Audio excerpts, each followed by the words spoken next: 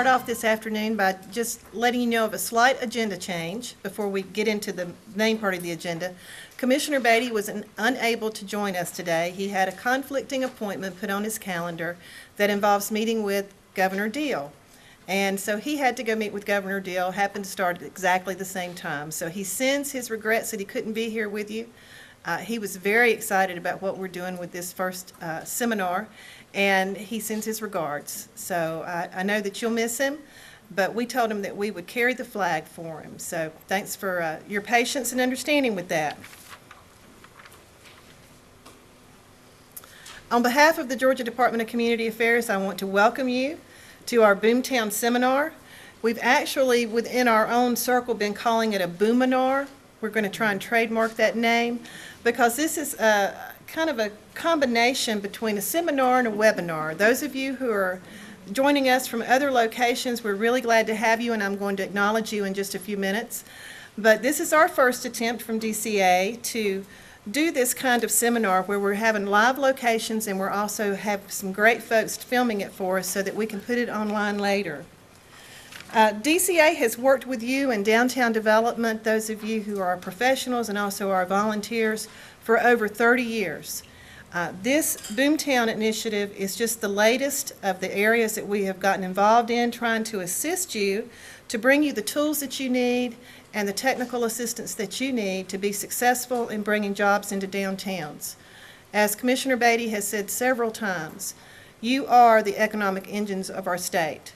There are more jobs created and maintained in downtowns across Georgia than in any other effort that we undergo. So we're just really proud to be a part of the effort for creation of jobs in downtown and hope to continue supporting you for over another 30 years or so. I do have some thank yous that I'd like to go ahead and get out of the way because they're very, very important. First of all, I want to thank our host city of Douglasville, and especially Marcia Hampton and Kelly Hunter and our wonderful filming crew. They are making this possible for us, and we're thrilled to be working with them. Everyone that's in the Douglasville location is being taped today, so you have to be on your best behavior. I'm sorry that we can't see the rest of you out there in the state, but I would like to acknowledge that we have folks joining us from Albany, from Clarksville, from Covington, from Douglasville, from Fitzgerald, Statesboro, and Washington. And we're excited to be doing this statewide. Audience members that have questions can send those questions by email or text, and they'll be showing a slide several times today that will give you that information. Or you can fill out one of these forms, the I have a question form, and provide those to people that are at your location. We aren't going to take audience questions during the presentations. We're going to hold all of these, collect them, and then submit them to our panelists at the very end for a question and answer session. So I ask you not to ask questions during the presentations, but be sure and use these forms so that you can turn them in later. The Boomtown effort is not just DCA, as you might guess. As DCA normally does, we involved a lot of our partners and stakeholders in trying to come up with a method of putting the tools together that would be of the most use to you. So these are all the folks that were involved in this effort over the last year, maybe a little more than a year now. The Georgia Downtown Association was a big partner. Our utility companies that are listed there, the Georgia Cities Foundation, both of our major university systems, One Georgia, the Georgia Department of Economic Development, USDA, the Georgia Department of Natural Resources and their historic preservation. And as you can see, we've got quite a lengthy list. All of these folks worked very hard to try and identify what would be most useful to you in the area of downtown development tools and assistance so that we could help you with your main effort of creating jobs. I also want to give a very, very special thanks to the inspiration for this effort, and that's our commissioner, Mike Beatty. As I've mentioned before, he's the one who recognized what a terrific economic engine we had going on already in downtown.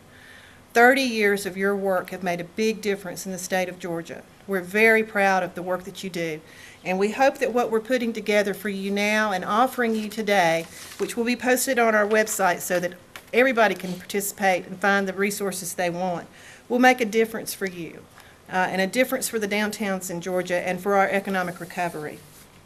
I would like to ask you one other thing, housekeeping-wise. Please turn off your cell phones or your Blackberries. Since this is being taped, If it goes off now, it's going to be going off forever on the website. You know, and we'll probably have to put a little tag up there about whose it was, and perhaps charge you a fine like we do at the Georgia Academy class. I just thought I'd mention that. But again, the agenda is on your table. You also have a copy of the I have a question form. There should also be a copy of our wrap-up questionnaire survey to see how you liked what you go through today. And we want to make sure that you fill that out and leave it at your place before you go. But on the agenda, we have some great folks, and I'm going to call upon Billy Parrish right now. He's going to go through who our great presenters are today. I would thank them, but I don't want to take his time. So I appreciate all of you being here today, including our great presenters. Billy Parrish, Assistant Division Director for Local Government Assistance at DCA. Thank you, Billy. Thank you, Sarah Lynn. Thanks very much, everybody. I want to call your attention to the slide. This is a very high-tech event, and it's very low-tech. You can either write your questions down, you can text or email those questions again, and we will be taking those throughout the event. I'm very, very excited to introduce our first group of speakers. These are folks that we partner with all the time that represent really the private sector perspective on downtown development in our state. Our August panel will be up in a second, and what I've asked them to do is to kind of lightly introduce each other as we move along, so I can give the big introduction now, and then we can just clip on through their session. And again, remind you that we won't be taking questions until we're through with all of the sessions today. First up is Mike Starr, who is president of the Georgia Cities Foundation. He's going to be talking about the sea change in real estate financing from the lender's perspective. We all know that things have gotten quite different over the last several years in terms of financing real estate projects, and Mike is going to give us his perspective not only as the president of the Georgia Cities Foundation, a wonderful partner of our downtowns across Georgia, but also as a former banker. Someone who really has deep knowledge of the subject.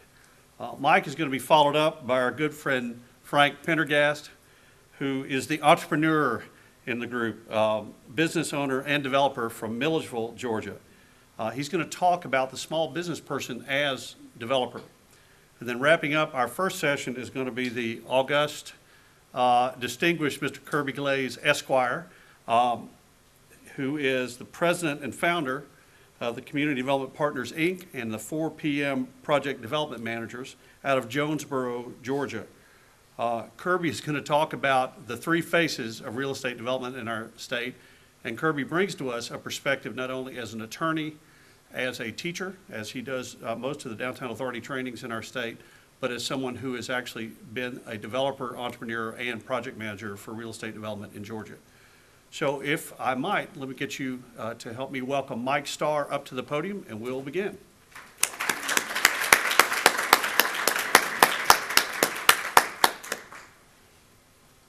It's a long way to the back of the room.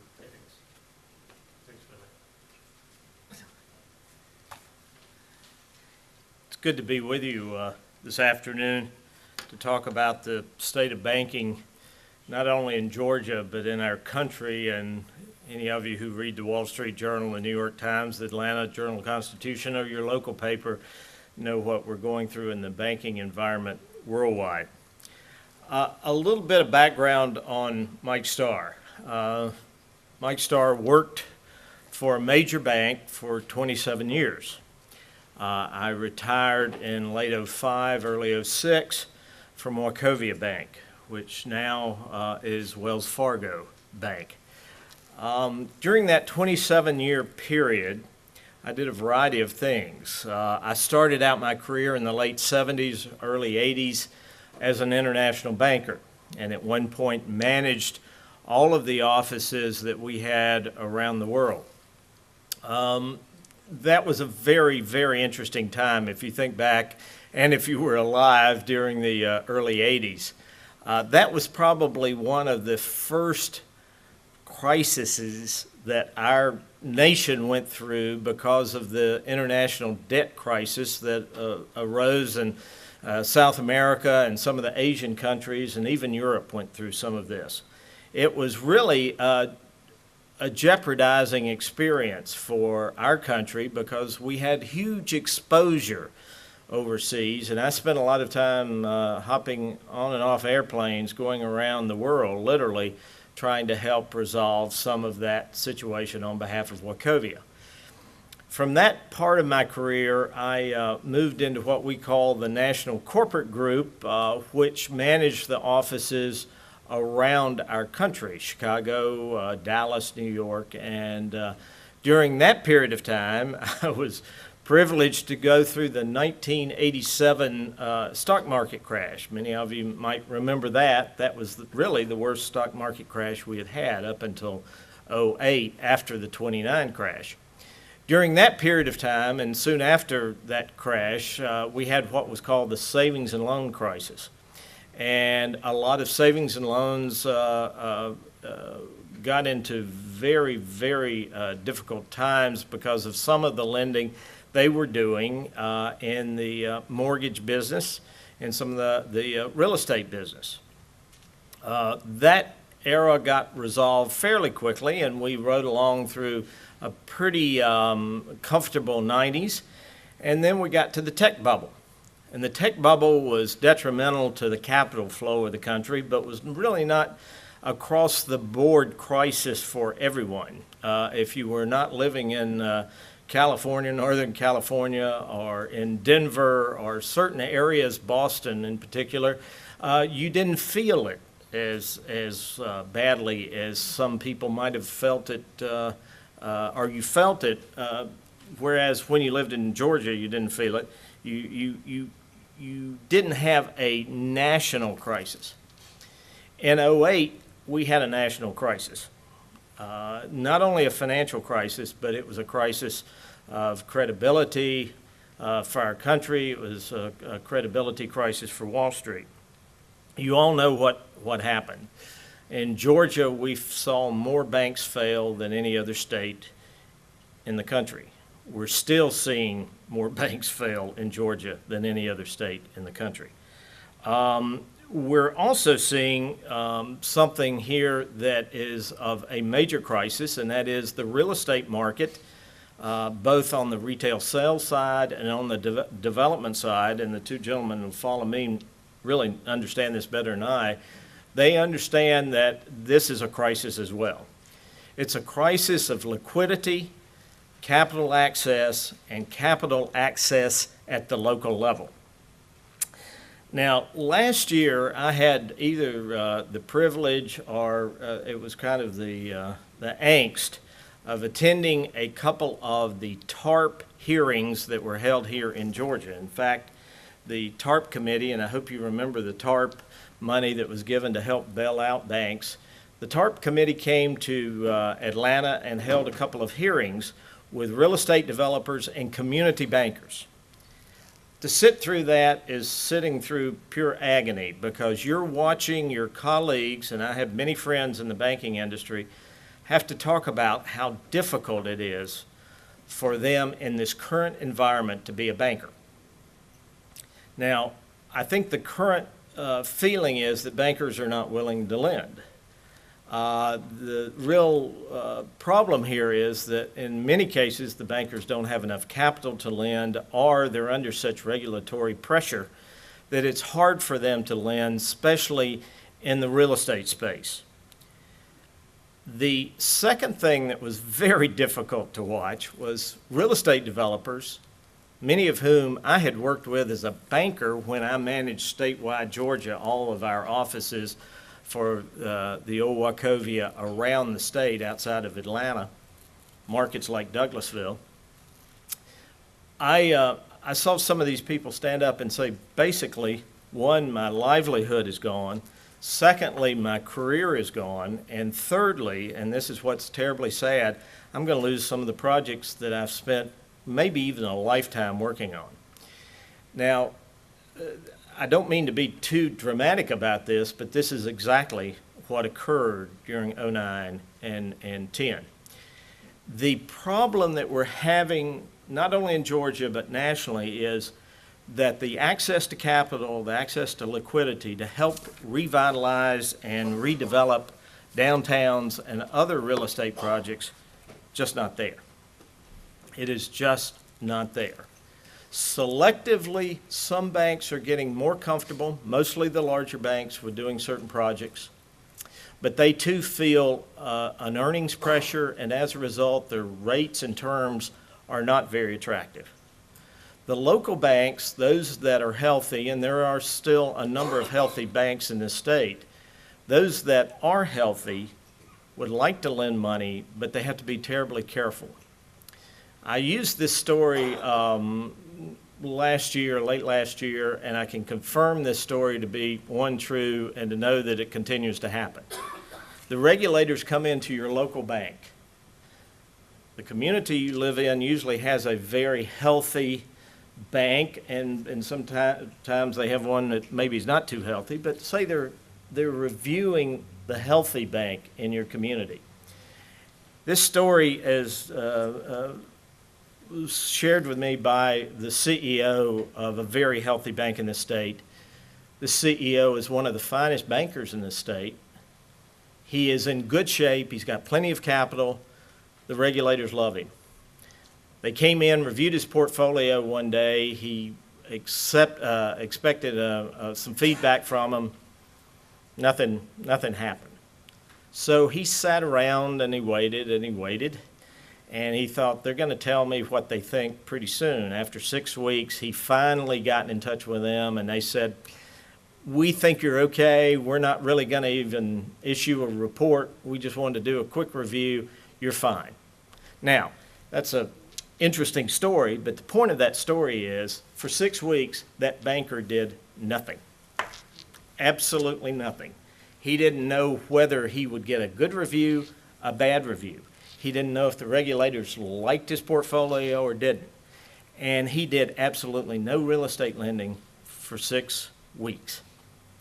That is the environment that many of your bankers in your community are living with. The large banks are having to ratchet all the decisions farther and farther up the line, which means decision-making gets more complicated. They have just a certain time frame for making the decision, but everything gets much more complicated. So somebody in another city is looking at the project in your city only from the information that you're providing. That is a problem. When somebody can't go out to your main street, look at your buildings, look at your downtown, get a feel for your downtown, you've got a problem. And that gets more difficult the larger and larger the bank gets.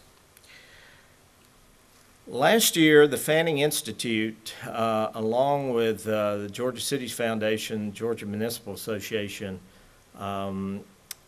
conducted a study on the condition of downtowns and what we need to do to improve the capital access and the willingness of developers and others to participate in the revitalization of downtown. A lot of information came from that study, including the development of a task force to look at the revitalization of downtowns led by our Lieutenant Governor, Casey Cagle. I'm co-chairing that with Governor Cagle. And we have about 22 of this state's best business leaders and influencers on that task force. And we're going to come up with recommendations in literally a matter of a few weeks of how to help flatten out the playing field in this state.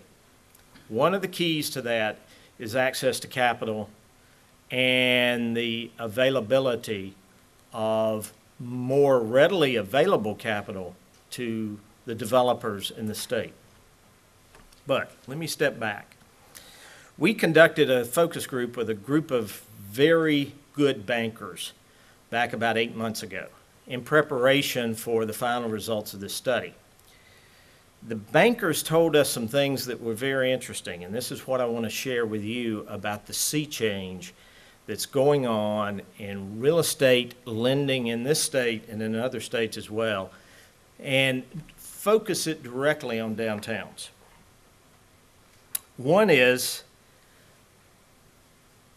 a lot of bankers don't know how to lend to you in your downtown projects. Let me tell you why. Often there's tax credits involved with that, and tax credits, if you're depending on that as one source of some of your financing, a lot of bankers don't understand tax credits at this point. They don't particularly understand preservation as a strategy for real estate development. Now think about it. Many of our bankers have only been doing this for the last 10 or 15 years. Where have they been? They've been out on the highway lending into strip centers and other projects where, and I've been there before, I know what this is all about, where they've been looking at rent rolls, traffic patterns, traffic flows, leases. You go in almost with a formula to look at a shopping center, a big box development, something of that nature. But when you're asking somebody to come and look at a project downtown, and it involves preservation of a building, it involves the revitalization of an entire city block possibly, they don't understand traffic flows, they don't understand the parking patterns, they don't understand the foot traffic. That is a problem for a lender, because the lender has to tell the loan committee all about these things. And often, if they're not willing to work hard at it, even if they are, they sometimes don't understand it. So that was a big problem. That's one thing that they told us. Our lenders are not good downtown lenders. Secondly, and this is important, banks are trying to preserve their capital right now. They've got to. They've been told to do that. Now, what that means is they're not lending out very much money, and they have to be careful on what projects they lend their money. So if they look at one that's very difficult, it involves complexity, then they've got a problem. I told this story last year, and it still applies. Banks can better utilize their capital right now, what they do have, by taking money from the Fed window and turning around and buying treasury bills and making a spread. And you kind of go, wait a minute, what's this all about? Go to the Federal Reserve with the money you have in your pocket, say you've got $20, and you borrowed 0.5%. You borrowed the money, turn around, and lend it back to the good old US of A at 2.5%, or whatever the T-bill rate is at the time. It's closer to 2% probably right now. The whole point is, by doing nothing, they're doing better by preserving their capital preserving their capital than doing something. That's a real sea change than what we used to have. The third thing we learned, and this is really critical to your efforts, most of these bankers said, we don't want to start out with a specific project, we want to start out with a plan. So when you come to us, bring us a plan. Tell us what your downtown's going to look like. Tell us if the building that's next door to the building we're going to finance is going to be sustainable. And that's that new word in our lexicon now, sustainability. They want to see that you have a plan to make your downtown sustainable. The final thing I want to mention about the community bankers and your local bankers is that don't take a no right now the same way you would have taken a no 4 years ago. What does that mean? That means basically that when you're turned down now by your local banker for a downtown development loan, that does not necessarily mean the same thing it did 4 years ago. Let me tell you why. 4 years ago, we were all of us as bankers were competing as much as we can for any project that we possibly could get, because there was a lot of capital flowing around. I remember a year after I retired talking to a bond trader in a large New York bank that was a college friend of mine, and he said, Mike, I cannot believe the amount of money that's floating around. We're calling, trying to place money with local banks because we're awash with it. The liquidity was everywhere. So banks had plenty of access to capital, had plenty of access to liquidity. All they needed to do was find good projects. So if they turned you down 4 years ago, that probably meant you didn't have a good plan, you didn't have vision for your city, and it wasn't a good project to begin with. I will tell you now, they're turning down good projects because of what I've already described. The capital situation, the fact that they may be on a watch list from the federal government or whatever. The point being, now you may have to shop. You may have to talk to more bankers than your local bank. That's one thing. Secondly, if your local bank is still, to your knowledge, in pretty good financial shape, it may make a lot of sense for you to do a one-on-one with them. What I mean by that is get to know the leadership of the bank, take your city leadership to the CEO of the bank and say, here is our vision and our plan for downtown. And if you've got a specific project, lay it out there for them. This is the real turnaround. It's a real juxtaposition from the way it was 4 years ago. Go out and court your bank. Take as much leadership from your city as you possibly can. Take as many influential people as you can and say, here's what we want to do. Here's our plan. Here's our vision. And by the way, here's a project that we're convinced will work if we're just given the capital to make it work. So basically, the banks are preserving their capital. They're under closer regulatory scrutiny. And they are in a situation where they've got to pick winners going forward. And I can tell you that all of a sudden, I'm sensing it because I know a lot of bankers, that sustainability in downtown is more critical for their portfolios than any other project that they possibly could do in the commercial real estate business. Many of them are telling me that. They see it.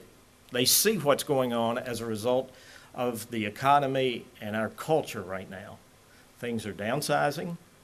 People are coming together. They're looking for community. They're looking for walkability. They're looking for sustainability, and you can find that in downtowns.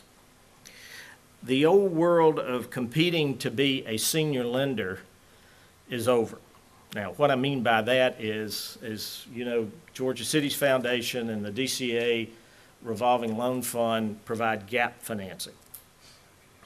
Senior lending basically meant about 50 or 60% of all the capital that went into a project was provided by a senior lender. The borrower provided 10, 15%, and then you had this gap. And it could be anywhere from 20 to 25 to 40% of all of the capital needed. That is not necessarily the ratio that banks like to look at now. This gap financing that's needed, often at reduced interest rates, have to become a bigger part of the pie. And we realized this last year at the Georgia Cities Foundation.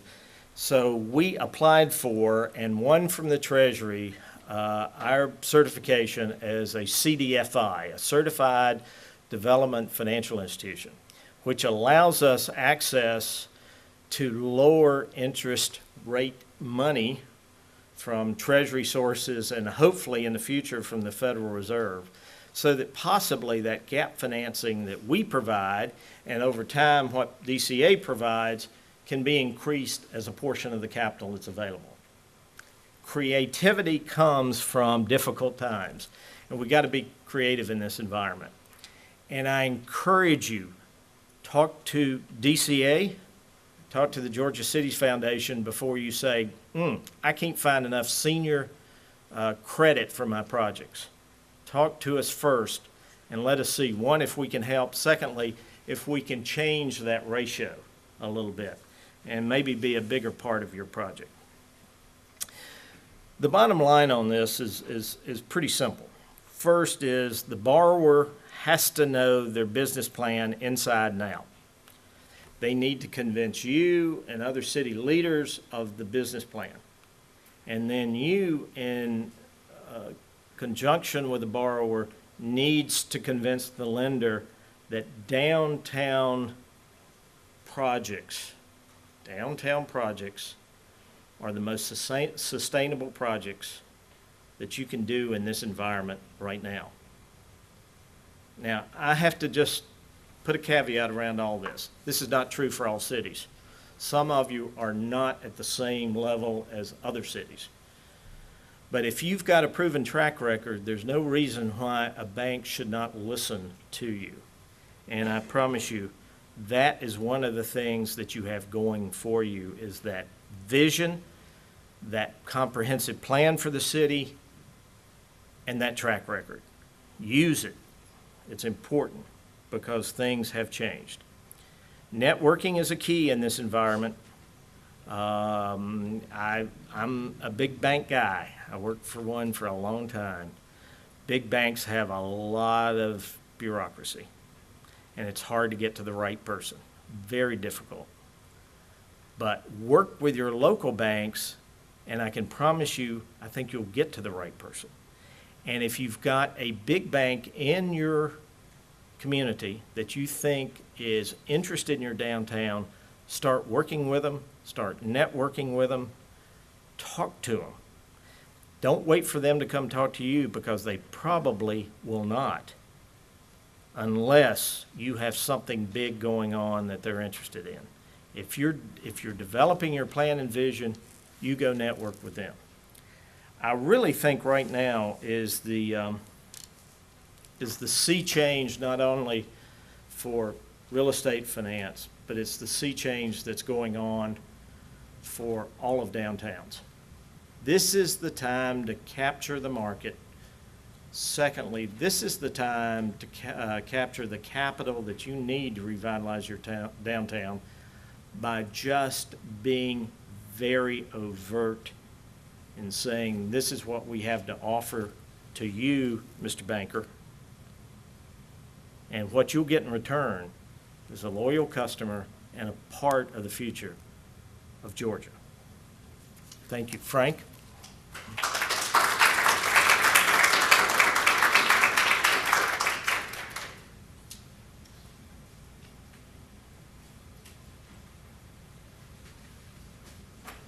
Good afternoon, everybody. Auburn University, 1988, Marketing 101 class, 8 a.m., Dr. Marsh. This is the class where you learn about how to make a widget, market it, sell it. I wish that class was at 10 o'clock, would have made my life a lot easier. Did not go to that class, neither did my partner. So we learned things, kind of the hard way. We didn't follow the rules of, as Mike so pointed out, you have to have a plan. You have to have you have to do your homework. You have to do your marketing. You have to do your research. The business I got into was the restaurant business. Did not know enough about the restaurant business to realize 9 out of 10 fail within the first year. It is the worst business to get into. Everybody thinks they can cook. Everybody does cook well at home, but it's a lot different when you're cooking for 200 people. And as you can see, small businesses they are the backbone of our community, but they are statistically, they're very difficult to operate and run. So, you come into a community like Milledgeville, Georgia, and you have an idea, and then two guys that look like this walk into the bank and say, hey, we got this great idea. We want to open up a pizza place in this town. And they look at us like, what? We were lucky.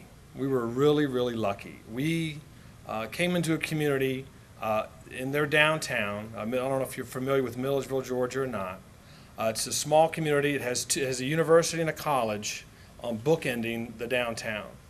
In 1993, the downtown Milledgeville was about 60% vacant. So rent there was cheap.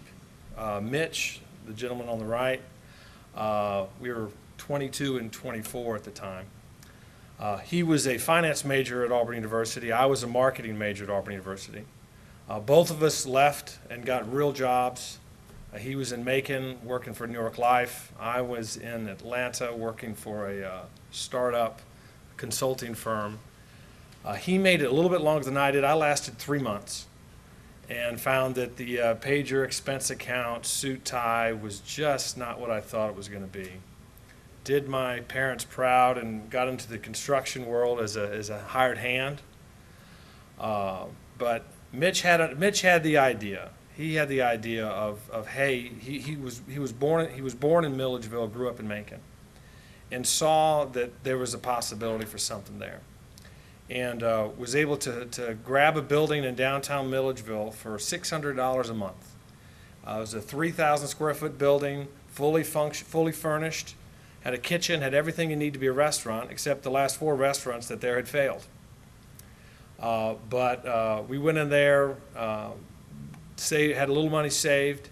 The one thing that you can get from college is credit, as in credit cards. And they're everywhere, and it's amazing. And we made our first payroll by, I would take one credit card and did a cash advance for $10,000. And then in 23 days, I would take the check, the free transfer check, and I would transfer that balance from one account to the other account. And I did that for 6 months. So for 27 cents as the cost of a stamp, we were able to get $10,000 of credit. So you had to do what you had to do because no bank was going to let us borrow money, I'll tell you sure. All right. So how did we succeed? Well, we succeeded it was hard work. We lived there 6 days a week. We made a commitment to reinvesting in our business. Because nobody else, like I said, no one else was going to invest in us. We had to. We decided that we would live off of what we lived off in college, which was about $200 a month, $225 a month. So Mitch and I committed to, for the first 2 years of business, that is the only check we would get.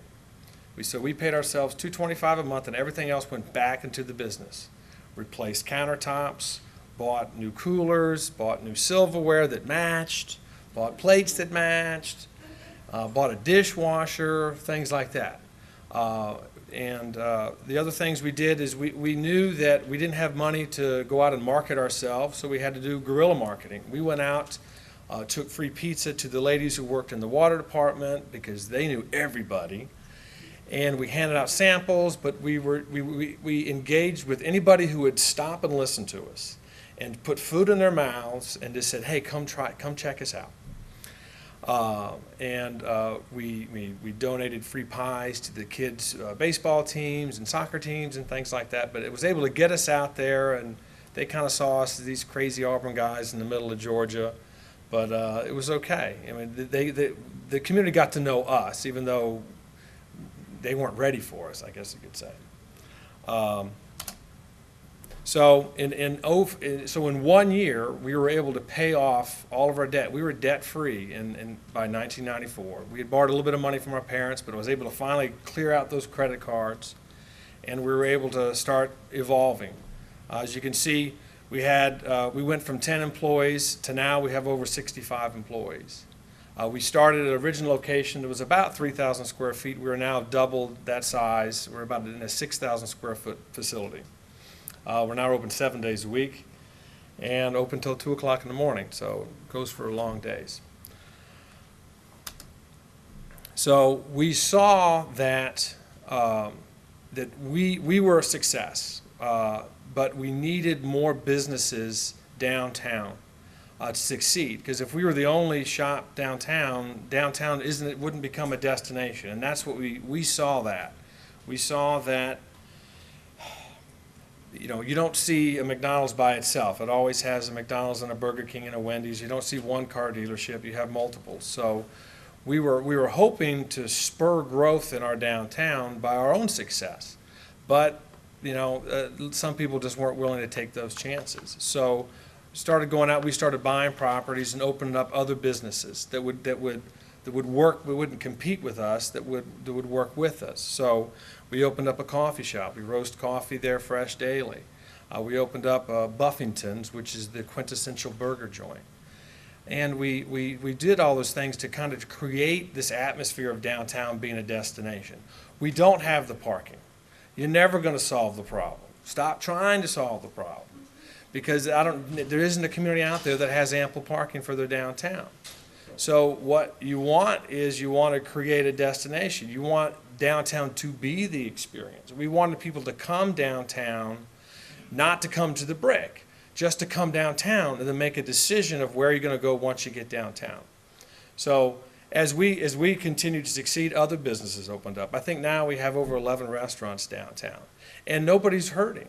I mean, when we're busy, our spillover goes over to the other restaurant. When they're busy, their spillover goes over to ours. And it's just, it's this feeling of community, and it's this feeling of place.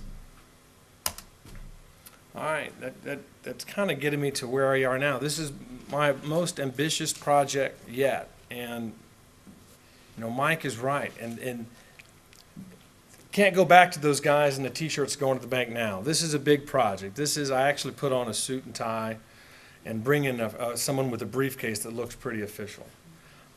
We're taking, I've purchased a building. This is a long, and this is taking a extremely long amount of time. Purchased this building back in 2002, and we're just now starting to move some dirt on this project. This is known as the old Belks building downtown.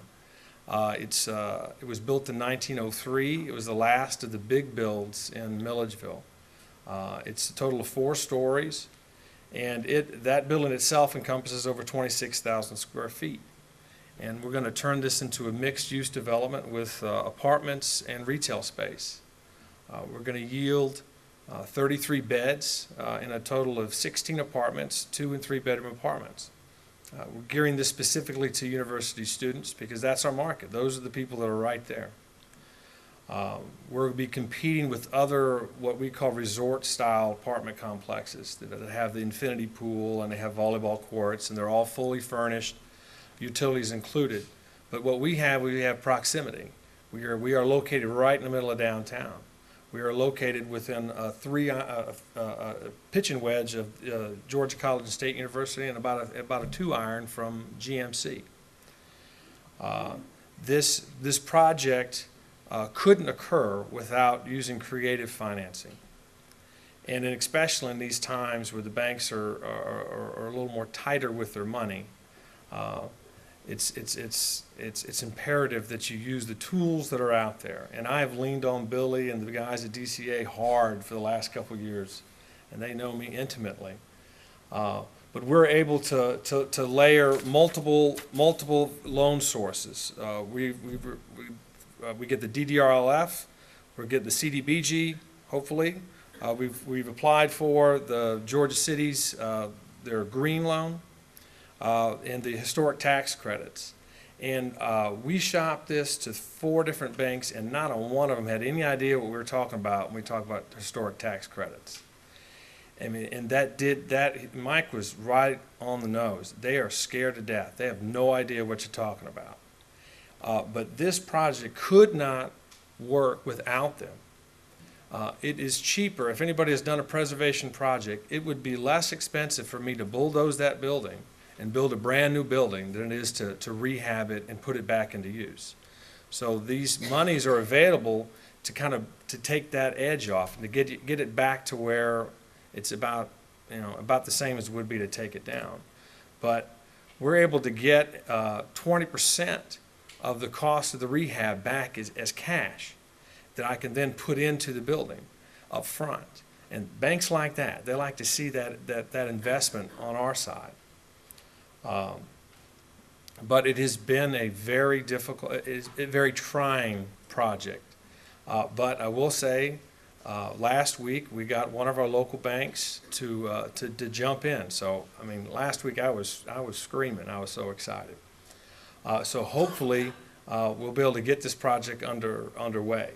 But at the same time, we've had to work with our city officials. Because, Milledgeville had ordinances in place that didn't allow for loft dwellings. So we had to get those modified. We modified them years ago to change it so we could start using our second-story development of our downtowns. And we're in the process now of modifying them again. I say updating them. So a project like this could work. These buildings, especially these big box buildings in our downtowns, they're large. They were built to be retail on the front and storage in the back. The ground floor on this building is almost 8,000 square feet. There are very few businesses that could use that space. Another restaurant, a bar, a nightclub, maybe. So we've had to go in there and creatively have discussions with our local community on how these buildings need to change. How many of you have heard what we need is a Target downtown, or we need a Gap? That's what make our downtown better. Why can't you get that? Well, they're never going to come, and we know that. We work this. We understand that. So we've had to kind of explain to them that these buildings they're not up to date for current use. What could we use 8,000 square feet for? So we're able to on this project, we're going to be cutting out the frontage of this building and maintain that 3,500 square feet for retail space. But we're going to develop the rear of the building into apartments. This was contentious in our community. I mean, they were worried about co-eds walking out the front door in their pajamas. They didn't like the idea of having them right there in the windows. They were worried about, well, maybe we need to put screens on all the windows. We don't want people walking around in their underwear where they could see them and things like that. But, you know, we worked that process. We got to know them. You have lunches with them. You have discussion after discussion with them. Just like Mike was saying, you have to build relationships with those people to get them to understand what it is that you're trying to do.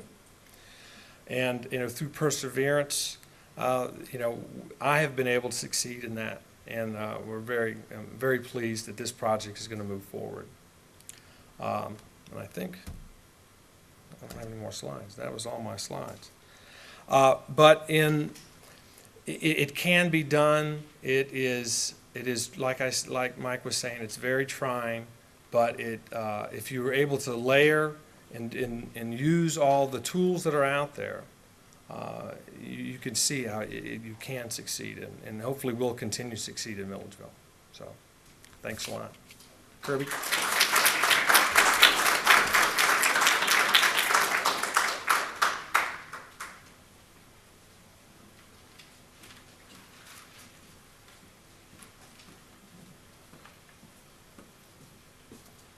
Good afternoon. My name's Kirby Glaze. I'm a recovering lawyer. I can speak to you as an attorney because I'm credentialed by the state bar. They give me this little card that certifies that I'm an attorney. I can speak to you as a developer because I've actually had a project foreclosed on. So I've done them both. What I want to do is talk to you a little bit today to kind of fill in a little in terms of the details of what both Mike and Frank have been talking to you about. But before I do that, let me tell you why I'm here. Not because I'm a lawyer, not because I'm a developer, but because over the past 40 years I've developed a love for downtown. I located my law office in Jonesboro, Georgia. Well, that's really not accurate. My father located our law office in Jonesboro, Georgia in 1964. I joined him in 1975 and have practiced in Jonesboro since that time. And I developed an abiding love, particularly for small downtowns. So I hope you're here today because you love downtowns, particularly your downtown. Before we talk about the three phases of development, what I'd like to do is kind of focus that because we're going to talk about downtown development. Mike's already indicated to you that development today is not the same as what development was 4 years ago. And we're going to talk this afternoon about downtown development. We want to talk about what development is. Development is nothing more than the creation of value by the investment of capital. But there are two things that I'd like you to take note of if you don't get anything else out of what I say today. Number one, Mike's already told you about the crisis that we're in. Well, crisis is a far better motivator than opportunity is. So now is the time to respond. If your community is still sitting there waiting on the developer to bring their capital to your community and redevelop your community, I'm afraid I'm the person to tell you it's not going to happen. You are the developer. Your community, guys like Frank, your local lenders, your mayor and council, your development authorities, you are the developer.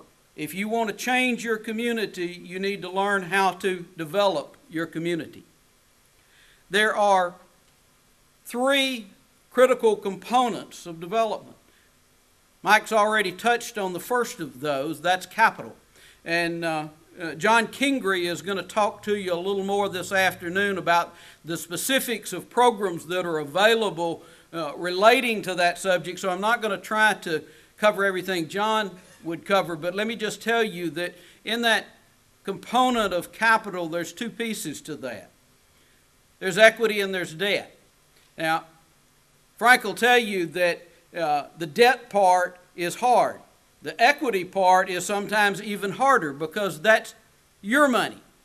That's what you as the developer are putting into the project. Now, that may take various forms. It may come in the form of actual cash that you take out of your pocket and invest in the construction or rehabilitation or other costs associated with that project.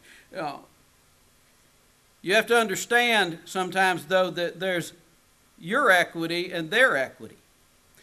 Frank mentioned to you tax credits. There are programs available for downtown projects, particularly those that involve historic structures, that provide equity into your project that comes from somebody else's pocket. The tax credits, the historic tax credits that Frank was talking to you about, are a means by which you can raise that equity by selling those credits to others who are interested in purchasing them, that turns into cash that goes into your project. It's not a simple thing to do. It is somewhat complicated. That's why it takes a long time. Downtown projects, our experience has been that downtown projects generally from the point of the idea to the point of actually turning the first shovel of dirt take a minimum of 2 years. It takes that long because of all of the various components that are required to make up your downtown development project. Sometimes, as Frank's already indicated, it can take longer than 2 years. Now, the other thing, the other piece of that, the debt piece of that, or the capital, and also be comprised of 2 parts. Mike's already mentioned to you the primary lender, but there's also subordinated lenders. There are people like the Cities Foundation. There are people like the Department of Community Affairs who recognize that you're not going to be able to borrow from that local banker all that you need to be able to finance your project. And you're probably not going to be able to reach into your pocket and come up with the difference. So there's got to be something to close what Mike describes as that gap, and that's your subordinated debt. When you undertake a downtown development project, or any development project for that matter, but particularly a downtown development project, what you've got to understand is that in order to successfully complete the project, you've got to do exactly what Frank described as layering. You've got to find the available sources of capital, local lenders, programs such as the Cities Foundation, the DCA, historic tax credits, new market tax credits, low-income housing tax credits, various programs that can help you layer your financing so as to make the project economically successful. Now, the second piece or second component of development, though, is community. And that's particularly important when you're dealing with downtowns. In order for a project in a downtown area to be successful, the community has got to be a part of your development. Now, Frank's described to you a little bit about the history of the brick, and Frank caught on to some things very quickly in their business model, and that was that it's not about just one business downtown. It's about multiple businesses downtown. It's about downtown becoming a place of destination. It's about downtown having a sense of community. It's about downtown being a place not only where you work, not only where you eat, not only where you shop, but a place where you live. And for many of our downtowns over the last 20 or 30 years, that last component of living downtown has not received a great deal of emphasis or a great deal of attention. But we're beginning to see that change. We're beginning to see that change for a couple of reasons. As has already been alluded to by Mike, we're seeing the world around us change. And we're seeing development models change as a result of that. I have maintained for a long time that developers generally develop for the wrong generation. They develop for what they wanted, yet their customers are those who come behind them. And what we're seeing is a generation that wants a sense of community. It's the Seinfeld generation. It's the people who want to be engaged. They want to be able to see their friends, talk to their friends, drop into the coffee shop and be able to talk to the owner or the person behind the counter and know them as an individual, not just another face that they encounter during the course of the day. But the difference is it doesn't have to happen in New York City. It can happen in Milledgeville. It can happen in Waycross. It can happen in Thomasville. It can happen in Jonesboro. It's not the size of the community, it's the sense of the community that makes a difference. But for that to happen, local leadership has to recognize that your downtown has to be a mix of those things. It's got to be a mix of business. It's got to be a mix of residential. It's got to be a mix of restaurants. It's got to be various different things. In fact, what your downtown has got to become is what Walmart's not. It's got to be an experience. It's got to be a place where people can go and interact with others and have an experience that they can't have in other areas of your community. In order to do that, that takes a community vision. Now, the vision has got to be something that has got to be embraced by the community as a whole, but the community vision has got to originate or is most successful. Let me rephrase that. Because what I found is that it does not always originate with the elected leadership. It's got to be embraced by the elected leadership. But sometimes the vision actually originates with others in the community, businesses such as Frank's in their community that grasp that vision and see that vision. But ultimately, that vision has got to be embraced by the elected leadership of your community. And that vision has to be translated into the ordinances, the codes, and the criteria that your community is using to establish its development standards. Not just the development standards for the private sector.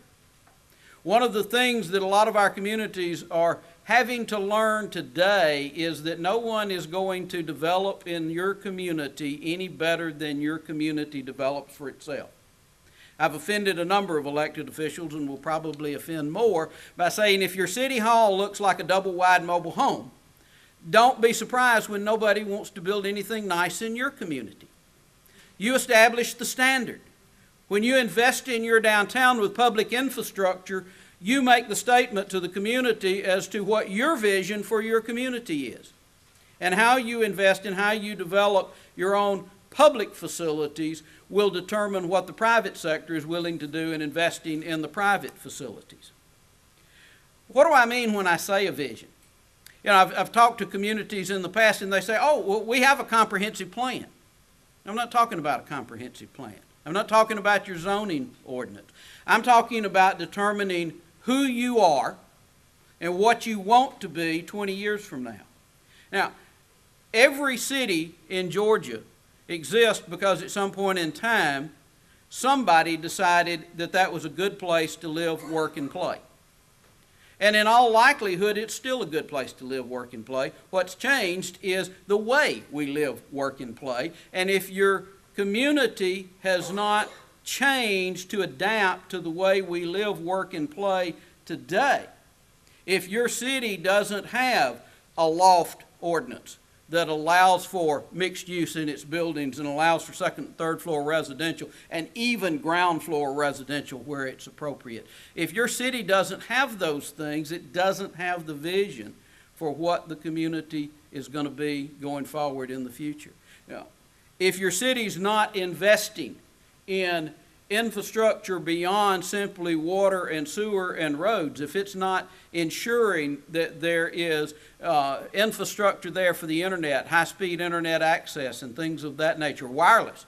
Many communities today are investing in making their entire downtown area a wireless network because that's the way business is done today. When I began practicing law in 1975 in Jonesboro, Georgia, it was critical that my office be located close to the courthouse because that's where I practiced my trade. I needed to be able to get to the courthouse easily to do that. I had a law library full of law books that were part of what I needed. Those were the tools of my trade. Today, if I have a laptop and a cell phone, I can practice law. I can access a law library far greater than any that I ever owned over the internet.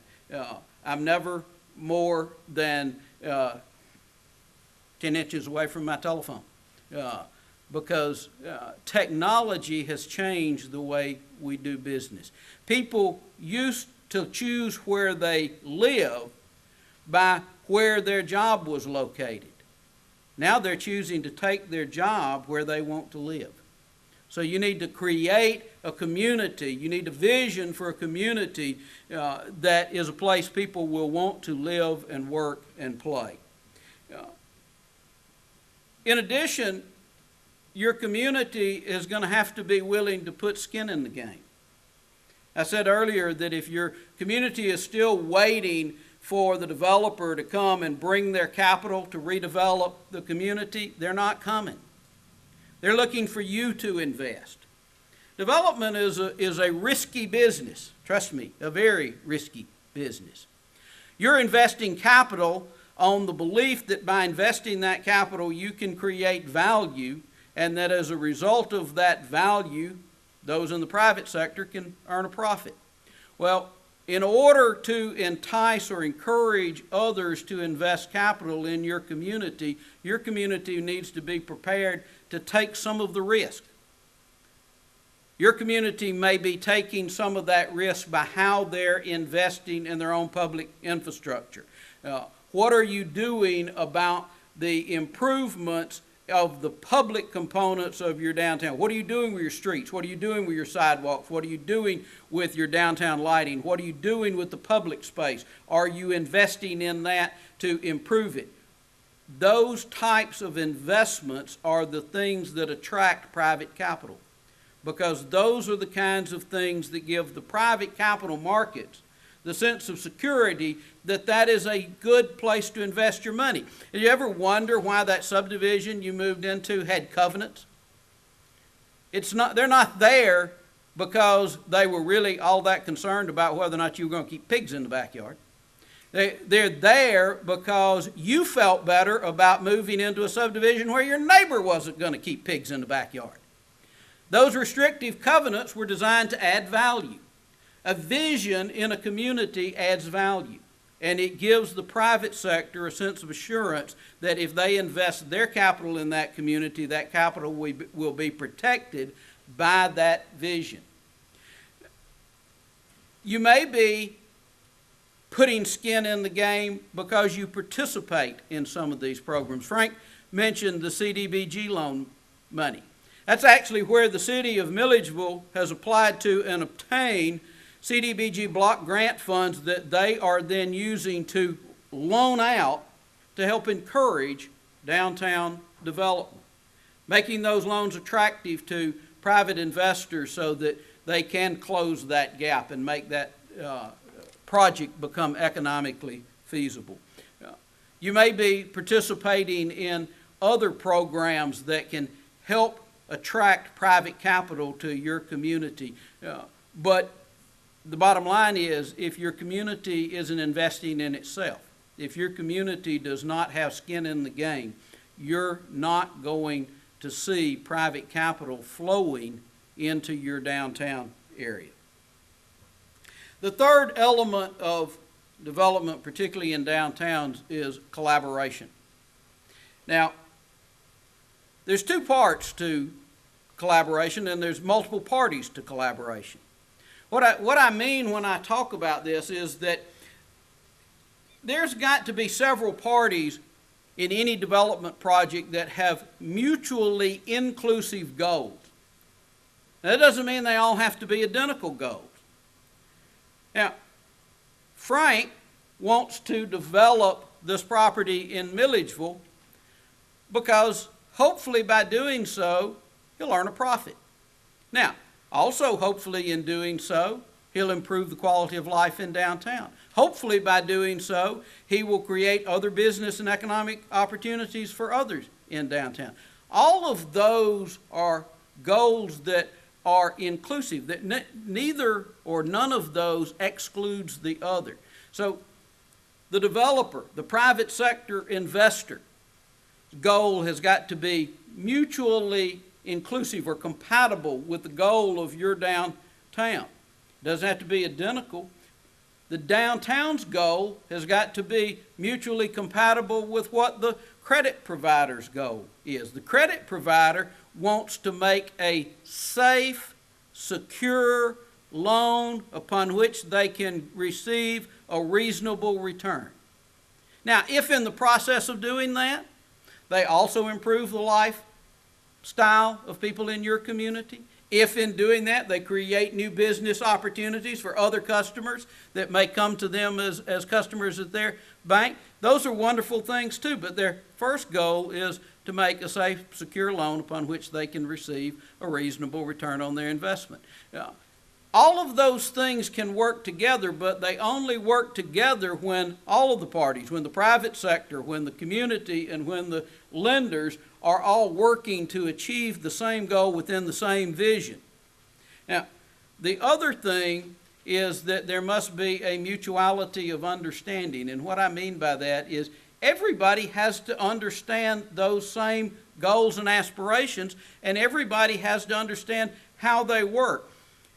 Probably one of the things that Mike said, that Frank has echoed, and one of the reasons that we're doing these programs is because in the state of Georgia right now, we have a huge gap in knowledge.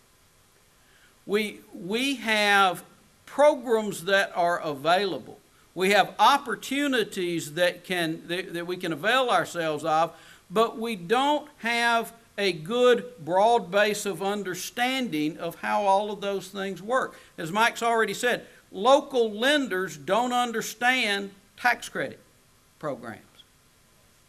Local businesses often don't understand what's available to them in terms of opportunities, in terms of tax credit programs, in terms of subordinated debt, how they can make their project happen because it all seems so complicated to them. The community often doesn't understand what the purpose is, why they're doing this, how to achieve these goals. One of the things that's got to happen, and hopefully will happen through the process of what DCA is doing right now, is create an understanding throughout this state of what these opportunities are and that they are mutually inclusive. That simply because a developer is using tax credits, that isn't something that makes the deal more risky for a local lender. In fact, it makes it less risky for a local lender.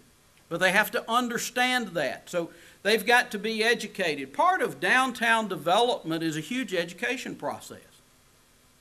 I would suspect that when Frank started this process, he had in mind coming up with a plan, borrowing the money, and developing this property in a time span of somewhere between 12 to 18 months. But the first thing that I think Frank probably learned is that most people didn't understand what he was doing or why he was doing it or how to go about doing it. And a good bit of the time involved in downtown development is educating all of the other parties that have to be a part of that. What does that mean to you as a community when it comes to your downtown development? Well, it means a couple of things. I think it means, first of all, that you as leaders in your community have got to become at least conversant in what the programs and the opportunities are that are available throughout the state. You've got to at least know they exist. You don't have to be a tax lawyer and understand all the ins and outs of historic tax credits to know that if you have a historic district, and within that historic district, you have structures that are considered to be contributing structures, and you go through the process of having that approved by the National Park Service, now you have just created the opportunity that anyone who wants to rehabilitate one of those structures is eligible for and could obtain 20% of the cost of that rehabilitation back in the form of tax credits, which they can in turn monetize. They can in turn find investors who will give them cash for those credits to make it possible to do that project. In the state of Georgia, you can now get up to $300,000 in those same state tax credits. But one of the problems that we've got to do in the state of Georgia is we've got to create a market for those tax credits. They're there. The state's provided them, but they're only good to the developer if the developer can take them and turn them into cash. And in order to turn them into cash, someone's got to be willing to take those credits for their current or future use in return for cash. And we don't have a huge market for that in Georgia right now because we've not developed that market. You've got to be knowledgeable about the programs that DCA offers. You've got to be knowledgeable about the programs that the Department of Community Affairs offers. What you have got to do is create within your community an environment that expects downtown development. Now what I mean is that your local leadership needs to create that vision. They need to be able to enunciate that vision, cast that vision. That vision needs to include not just the local elected officials, but it also needs to include the business community, that local banker. The best way to get that local banker to feel good about investing in your downtown is have that local banker be part of your vision. Have that local banker participate in understanding that vision, casting that vision, and in seeking to fulfill that vision. Why do downtown development right now? Why in the world, in this time of economic crisis, would Frank want to go and do a multi-million-dollar project in downtown Milledgeville? A couple of reasons, I'll tell you why. One is that infrastructure already exists. Frank's not putting in the first sewer line. Frank doesn't have to put in the first street. Frank doesn't have to put in the first water line. All of those things are already in place. So the cost of development is reduced by the fact that the infrastructure is already there. The second reason for doing downtown development today is because downtown development is sustainable development. I bet you in any community out there, go look at your foreclosure rates in downtown over the last 3 years and compare them to the foreclosure rate in the general community. You're going to find for the most part that it's lower. Investments in downtown generally have a 20 to 25 year life cycle. That means that if Frank invests the money in Milledgeville to do this project, that project will last for the next 20 to 25 years. And it doesn't mean that Frank's necessarily going to own it for the next 20 to 25 years, but it's going to remain a mixed-use development. It's going to continue its use that it's been redeveloped for on average 20 to 25 years. The average life cycle of a big box development on the outskirts of town is 7 to 10 years. So it is a more sustainable development. It requires less in the way of capital expenditures on the public sector. And it is the development that I, as a developer, and I, as somebody who loves downtowns, really truly believes is the development that the next generation is looking for. It's the kind of lifestyle they want. It's where they want to be, it's where they want to live, it's where they want to shop. The problem is we haven't been providing it for them. Thank you.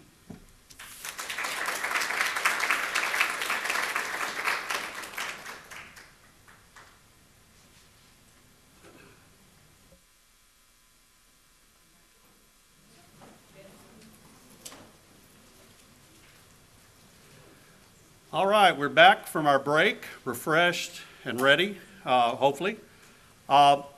The afternoon session, part two, as I discussed earlier, is really about the redevelopment toolbox and specifically the kinds of financial instruments that are available to do downtown development in our state.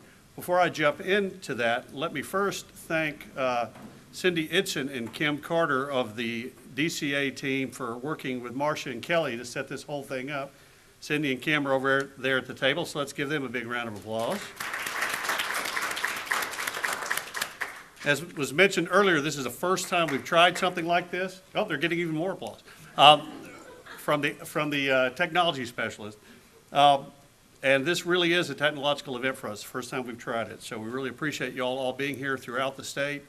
I appreciate y'all understanding that sometimes we have a technical glitch or two, which I understand we had out there at the universe, but I think those have been resolved. And I appreciate you staying with us through the remainder of the afternoon. Again, questions can be sent to us by text, email, or paper to your facilitators on site. And even as I speak, those questions are being looked at and kind of sifted through to be delivered when we finish this next session. Our speakers today in the afternoon are going to be the folks from the Community Development and Finance Division of Georgia Department of Community Affairs. As I did earlier, I'm going to introduce everyone, and then we're just going to clip on through with each speaker when they are finished, welcoming the next speaker. First up will be Brian Williamson, who's the Assistant Commissioner for the Community Development and Finance Division. He's going to be talking about the balance sheet. It's all about the balance sheet. Joni Perry, who's the Director of Economic Development for the Community Development and Finance Division, will talk about the top tools for redevelopment. Dawn Sturbaum is our Senior Incentive Manager and Job Tax Credit Specialist for the Community Development and Finance Division. She's going to get very specific about the Job Tax Credit Program available through Opportunity Zones. And kind of bringing it all home is going to be our good friend John Kingery, who's the credit manager and our principal underwriter for the Community Development and Finance Division, and he's going to talk about bridging the financing gap through public-private partnerships. At the end of that session, we're going to take about a 5-minute break to get kind of reorganized for questions. Then we're going to have a Q&A. Since we're ahead of schedule, we'll have a little more time for Q&A. Let's try to stay ahead of schedule, speakers. That would be much appreciated. So without further ado, Brian Williamson, our Assistant Commissioner for Community Development and Finance. Thanks, Brian. Thank you, Billy. It's wonderful to be here with you. We appreciate everybody's assistance in putting this workshop on, and we're going to look forward to working with everyone as we go forward with some wonderful and unique public-private partnerships. And that's the key word, public-private partnerships. And I know you heard some wonderful examples in the session before that. There's a more important part than public-private partnerships, though, that I want to mention. And that would be to discuss a lot of these programs from the perspective of typically that small business person that is in your downtown, that you want to assist and that you want to help grow, create jobs, investment, and do the things we need to do to ensure our downtowns stay vibrant. And if you think about it, all of this starts with sales. As we look around in wonderful downtown Douglasville here, as in the rest of the communities and the downtowns in the state, we have a mix of businesses here, typically a mix of retail, services. We've got a lot of wonderful restaurants, But you get that mix of businesses around the state. They all have one thing in common, and it starts first with the income statement. They've got sales. And you'll be hearing about some of the redevelopment tools that are on the public side here that can help some of these businesses grow sales. And I'll mention one in particular, the Main Street program. And many of the folks listening to this broadcast are Main Street or Better Hometown. And those programs help drive a little bit of bump in sales through that marketing, through that local partnership that you have with your Main Street and your Better Hometown program. So those of you that are small businesses in those communities, hope you are working closely with your Main Street and your Better Hometown program to sort of help with that marketing, that promotion that's certainly a part of Main Street. The other part of that, and it's a critical part, is the cost of sales. And if we stop and we think about it for a second, it varies between businesses, but a big component of cost of sales, particularly when you're growing, and we've been fortunate. You heard the statistics from Billy. A lot of our businesses in downtowns are growing, but a significant cost of sales are the labor, the employees that we're creating jobs for. And one of the tools you will hear about as we talk about this redevelopment toolbox is going to be opportunity zones. And that is a job tax credit that is uniquely positioned to assist a lot of our downtowns. We're doing great businesses in some of our older industrial and commercial areas also. But in particular, if you are a historic downtown, you're part of Main Street, you're part of Better Hometown, we're going to encourage you to look at that Opportunity Zone Job Tax Credit. It goes directly to that component, cost of sales, and helps reduce that. And then we've got expenses. You've heard a little bit today about historic preservation tax credits, about other subsidies that can flow in and help a business cut its expenses. And at the end of the day, as we do this, what are we doing? We're boosting profits. And that business owner that looks around, a lot of folks are in it for a lot of different reasons, but at the end of the day, you've got to have that net profit in order to keep that business successful and keep it growing and keep it moving forward. So a lot of the tools you will talk about, you will hear about here, will help that business at the bottom line. Can't overemphasize that. And then the name of the program, it's all about the balance sheet. All of this gets reflected into strong balance sheets, businesses that have greater assets, that have less liabilities. They've got lower interest rates. They've got probably some preferred debt on the balance sheet that's structured in unique ways that you'll hear about from some of our staff here in a few moments.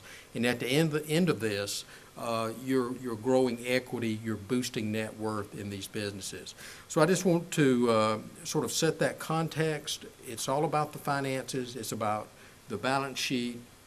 And let me take this opportunity to mention, it's an art, as you'll hear as our staff permits, to combine these public and private resources and sort of drive these incentives so that you can have that bump in greater profits and a return on investments. We're fortunate in Georgia, thanks to the generosity of BB&T Bank.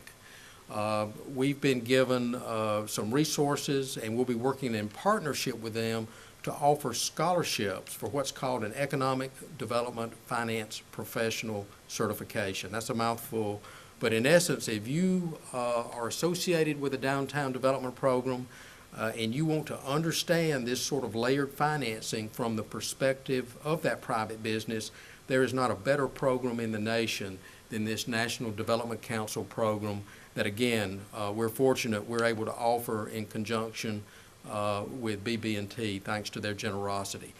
The web links are there on the slide. You can also go to the DCA website and get this link there, but we hope you will give some consideration to taking a look at these scholarships. It will save you between $3,000 and $4,000 on tuition towards that certification. So without further ado, I will turn it over to staff. It's my pleasure to turn it over to Joni Perry, who directs our Office of Economic Development, and she and her staff make all this happen. Joni?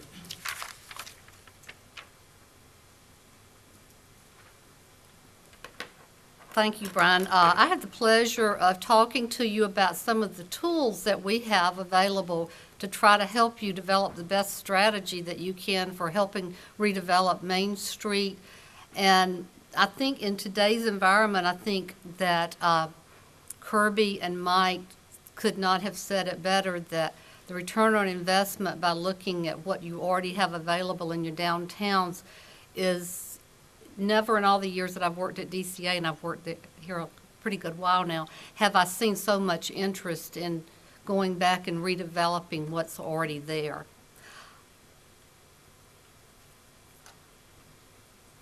As Billy mentioned, the Community Development and Finance Division is where we are housed, and our division is composed of 3 units. The Office of Community Development, you will probably know them best because of the annual competition CDBG program.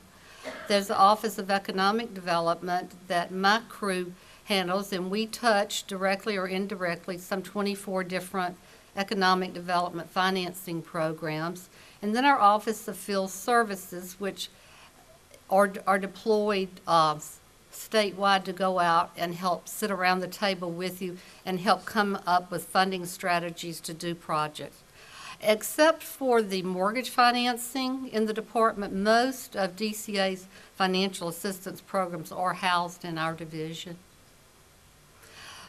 The DCA programs that can potentially help you fund projects on Main Street are first our federal funding, which is the Community Development Block Grant Program. And out of our block grant program, we've set aside about $1.5 million a year into what we call our redevelopment fund. And that's kind of our newest program out to try to help communities do redevelopment projects. And then our state-funded program is what we refer to as our Downtown Revolving Loan Fund. We also have wonderful funding partners. Georgia Cities Foundation, which Mike Starr heads up, is a very close ally with us in helping to fund many of our larger projects and across the state. Also, the One Georgia Authority, which I'm sure most of you know about and which was referenced earlier. It was created by the governor and the legislature for helping develop rural Georgia. This is the tobacco settlement money that you'll recall they were established in 2000, and they have what we call the Equity Fund program, and that's a good program to help do capacity building projects across the state, or in the 111 eligible One Georgia counties. This slide is simply to give you an overview of who the eligible applicants are for the programs that I just mentioned. For CDBG, by statute, only cities and counties are eligible applicants. The redevelopment fund, because it is a set-aside out of the block grant program, is also only cities and counties. The DDRLF program, cities and counties with a population of 100,000 or less. Georgia Cities Foundation, a sister program, has no population limitations. And the One Georgia Authority, as I mentioned, it's local governments and local development authorities and joint or multi-county development authorities, and those are the 111 rural counties that we referenced. Each of these programs has a particular focus for eligibility. On the block grant programs, the major focus is to primarily benefit low and moderate income persons. The range of activities is very wide, and I always tell people that don't get stuck in a rut by thinking that we could only fund what has been funded traditionally, because there are usually more eligible activities when you look at the statute than ineligible. But don't be scared to ask us a question if something might be eligible. The redevelopment fund has a focus on elimination of slum and blight, and I realize that the word slum is an old word that is not very appealing in this day and time, but when the statute was written, that was the way it was worded. But if you think about on your drive into work this morning, that if you passed a building or piece of property that's been vacant for ever since you can remember, and next time you go back, kind of think about why that piece of property or building might be vacant. It might be that it's in bad shape. It might be there are some environmental hazards associated with it. But these are blighting conditions which would keep the property from being redeveloped. These are the type projects and properties that we typically look for under this program. The DDRLF and Georgia Cities Foundation, those are provided to help communities that are trying to revitalize downtown by providing lower interest funding to do some good quality downtown projects. And the One Georgia Authority is intended for those rural communities to try to enhance economic development in our more rural areas. Each of these programs also have funding limits. Under the CDBG program, there's a $500,000 cap per project. Redevelopment fund, the CDBG set aside, also has a $500,000 cap per project.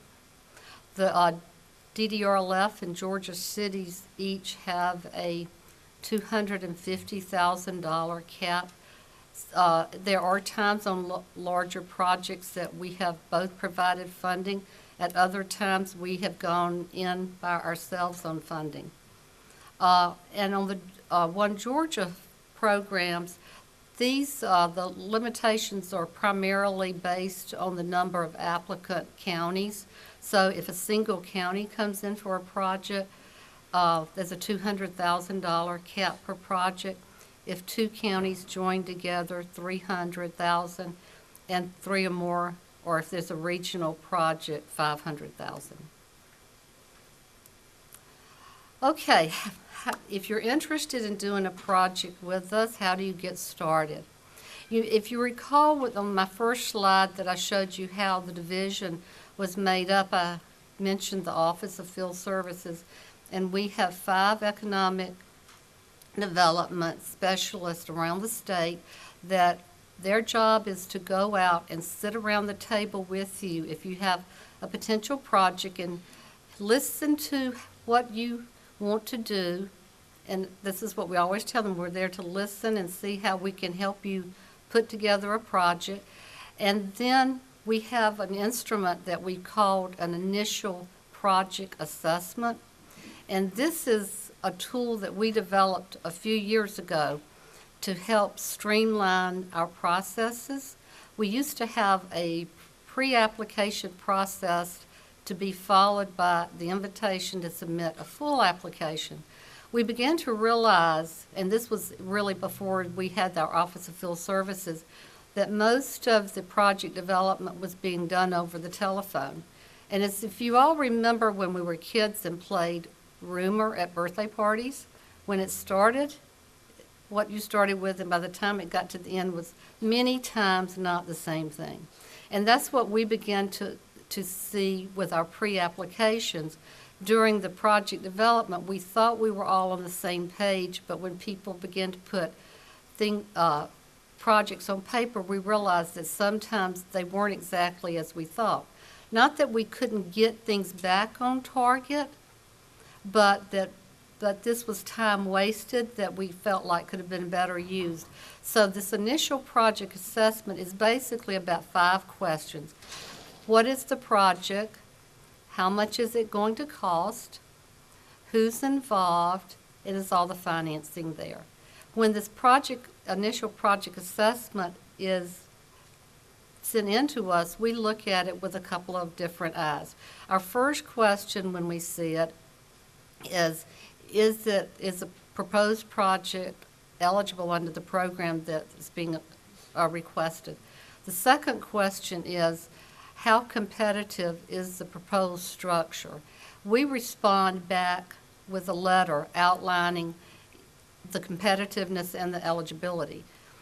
This is particularly important for the two federal programs that I mentioned, the Community Development Block Grant Program and the redevelopment, because the date of our letter back to the local community is basically a start date if you wish to move forward at your own risk with the project. So any otherwise costs that would have been eligible if you already had an award or the private investment, we can count.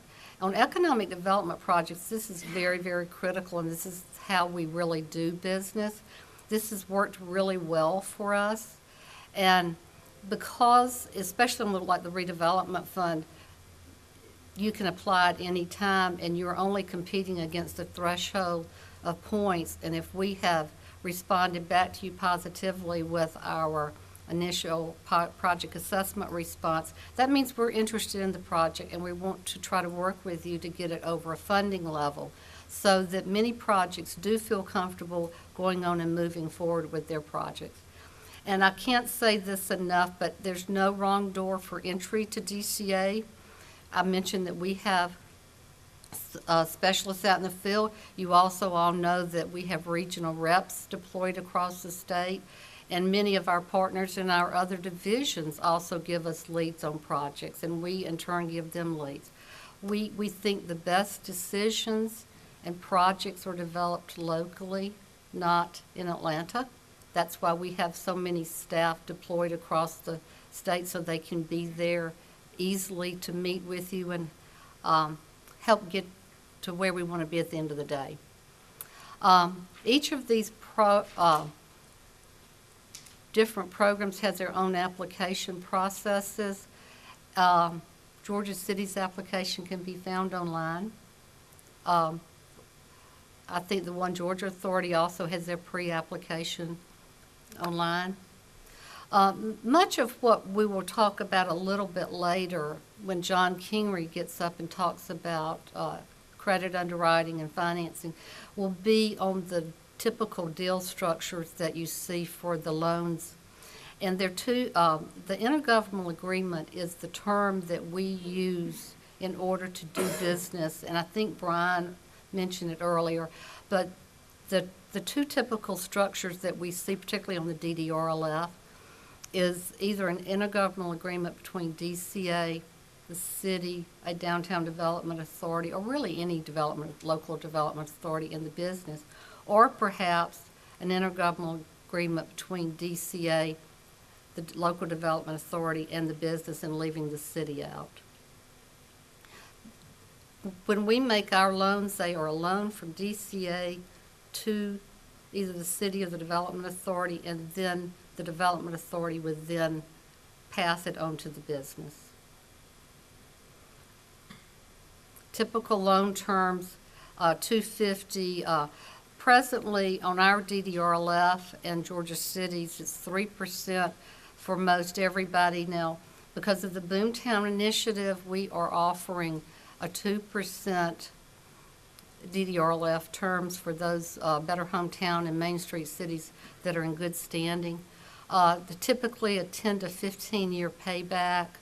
As you've heard from earlier speakers, you can count on that we're looking for some equity injection and commercial financing as a part of the structure.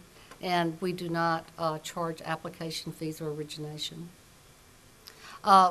You may be asking, why is it a loan typically passing through a DDA rather than the city? Local governments cannot directly obligate funding to a non-governmental loan without a voter referendum. And also, DDAs really have more powers to do the type of projects that we do in downtowns other than a city. On this slide, you'll see typical eligible type activities that you can do with these projects. You can acquire land, acquire buildings, new construction, and we have done some new infill construction with some of these projects, and some of the buildings I would almost promise you that you wouldn't realize were new because they've been done so tastefully in the keeping with their historic downtown characters. We do probably mostly renovation projects with these fundings, and we've done a few historic downtown public buildings, and oftentimes they've been multi-use, and I was really glad that Frank mentioned his big project, because that's going to be a multi-use project. But and in closing this part of this presentation, I wanted to give you an idea of a couple of projects that are very different, but that we're real pleased with. In Zebulon, this is a redevelopment project. This is one side of their historic town square. A study was done by the DOT, and that recommended taking this block out and turning it into a passing lane. The community was very, very concerned about this, as you can imagine. And they actually came to DCA and asked for help. And the first help that the DCA offered was a quality growth team that went down. And they immediately said, no, we don't need to lose this historic part of the square. And they came up with a plan, and the community carried the plan out. And this is what that same part of the square looks like today. We're very, very pleased to have been a partner in that. Here's the source and use for that project. This is a project that came in requesting money under the redevelopment fund. On the previous slide here, there's a set of buildings down to the left that you can't see. They're propped up on the back side by bracing. There's nothing behind there. So when you talk about slum and blight removal, this is the epitome of that.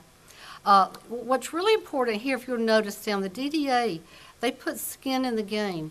Even before they got funding, they said this is important enough to this community that they actually went out, bought the property, and put some money into the stabilization. They came in for our redevelopment fund to help with the construction activities to bring it up to be in a safe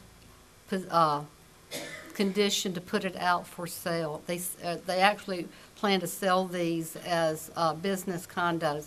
Zebulon's a town of about 1,100, so if communities say I can't do it, we'll say you can.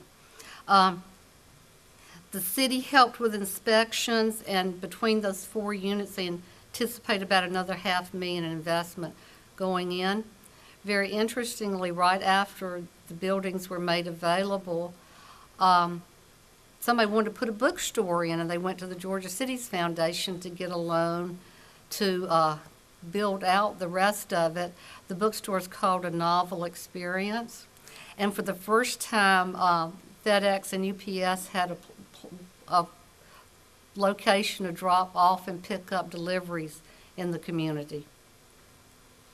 Elberton, the W.O. Jones building, this is right off the square. It's one of their larger commercial buildings.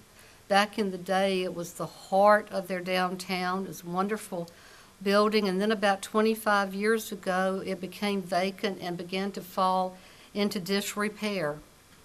On this source and use, you'll see again the DDA stepped forward, and they said, this building is important to our community, and they bought it.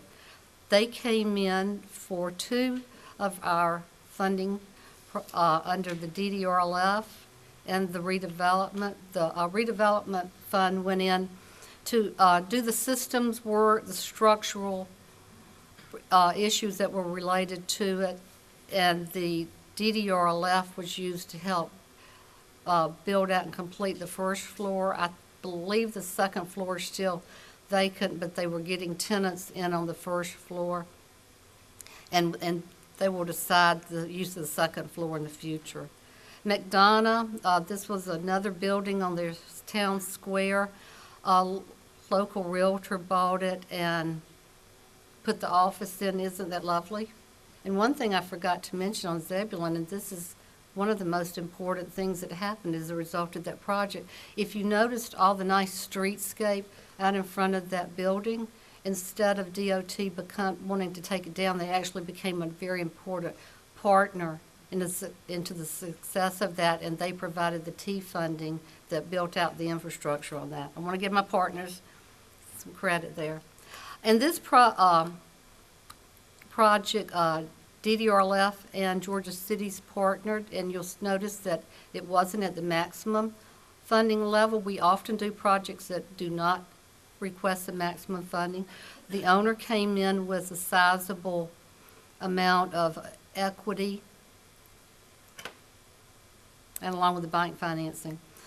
This is the Riverview Inn in St. Mary's. If you've ever been to take the ferry to Cumberland Island, this is the hotel right at the corner. Or you might have been to Seagulls, which is a very popular restaurant in the city. But they came in. This hotel was built in 1916, and the same families owned it since 1920. And it needed some rehab, so they came in and they were doing a fairly major rehab in the facility, and they got their bank financing.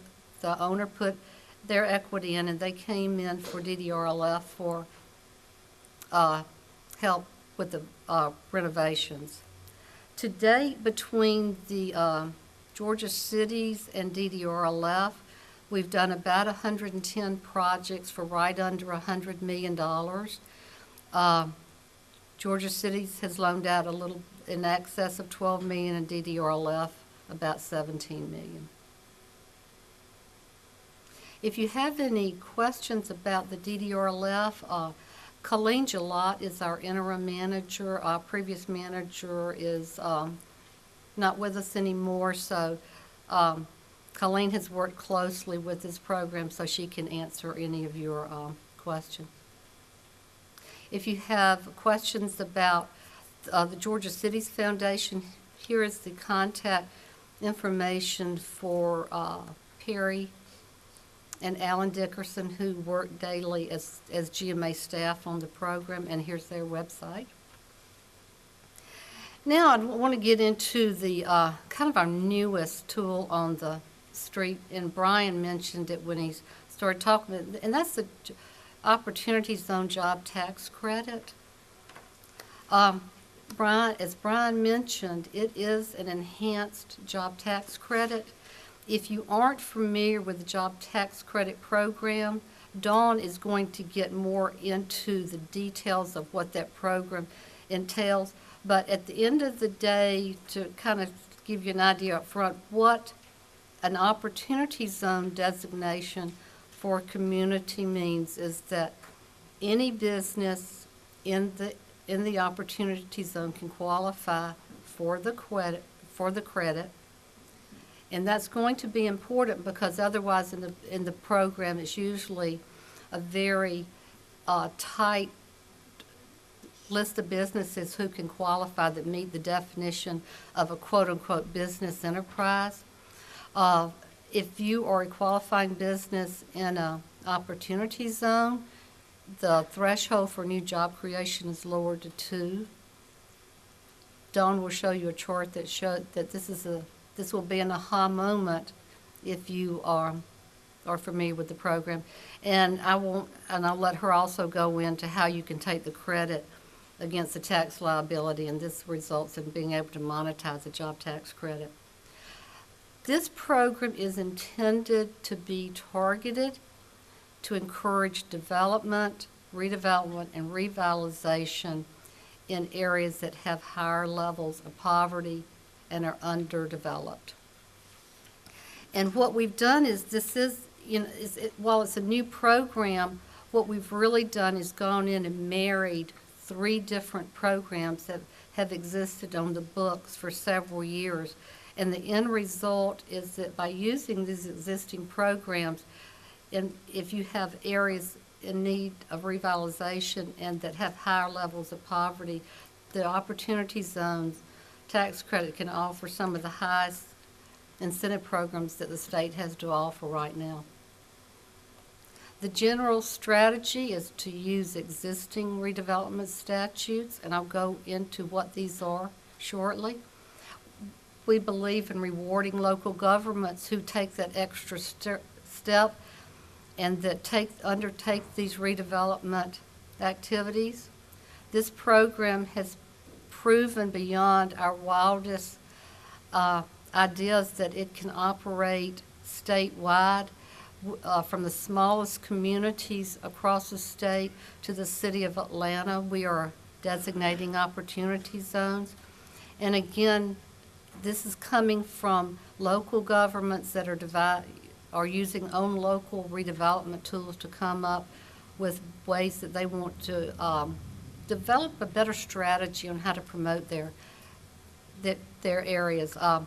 It's working in rural areas. In fact, the first opportunity zones that we actually got were from smaller rural communities. Now we're having people come in and they're identifying brownfields. Our host city today, Douglasville, has recently applied for an opportunity zone, and we'll be working with them to understand better what they're trying to do out here. Historic downtowns, I couldn't have a more attentive audience to talk about helping to revitalize and to talk to at a Boomtown conference.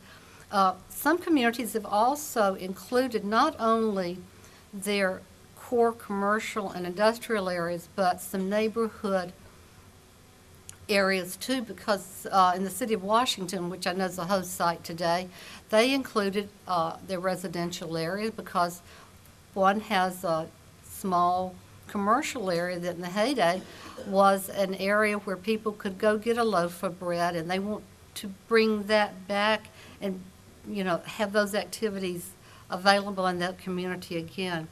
I happen to live in Gwinnett County, and I know it's easy for people outside the metro area to think like a Cobb County and a Gwinnett County, everything's new and growing, but that really isn't the case. We have pockets of poverty even in some of our more affluent urban counties, and I pass through one of ours every day coming into work. And then we have our traditional industrial areas that this has proven to be of great interest. The two local state laws that I referenced is the Georgia Urban Redevelopment Law. The other is the State Enterprise Employment Act. And again, I can't stress, and that's why I've underlined, these are local tools. These are tools that local governments use regardless of whether you want to come in for an opportunity zone designation or not. But the Urban Redevelopment Law gives cities and counties very broad powers to rehab and redevelop blighted areas. The law is fairly simple on the steps. First, the local government needs to adopt a resolution that designates the areas being blighted and in need of redevelopment. And then a plan is developed. Public hearings are held to get intake from the citizenry, and the local government adopts the redevelopment plan for that specific area. The other tool is State Enterprise Zone. This is a program that allows local governments to offer tax breaks for commercial and residential properties. Other parts of the act allow, as I like to use it for kind of a one-stop shop, local governments that have used this tool are offering help in permitting, quicker help and maybe even some waiving permits or lowering the permit standards, or giving other breaks to try to incent redevelopment in these areas. In the law, there are 5 criteria. In order to qualify, you must meet 3 of those. I would say out of the 2 of these, to date, most local governments are going the route of the urban redevelopment plan because they want a plan to guide their redevelopment.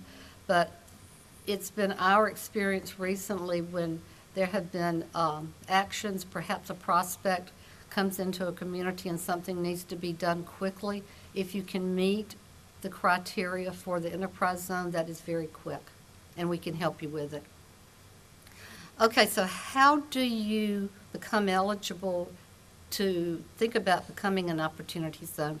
The first criteria is that the proposed area needs to be either in or adjacent to a census block group with 15% or greater poverty, and the local government needs to either have adopted an urban redevelopment plan or a state enterprise zone that was adopted pursuant to state law.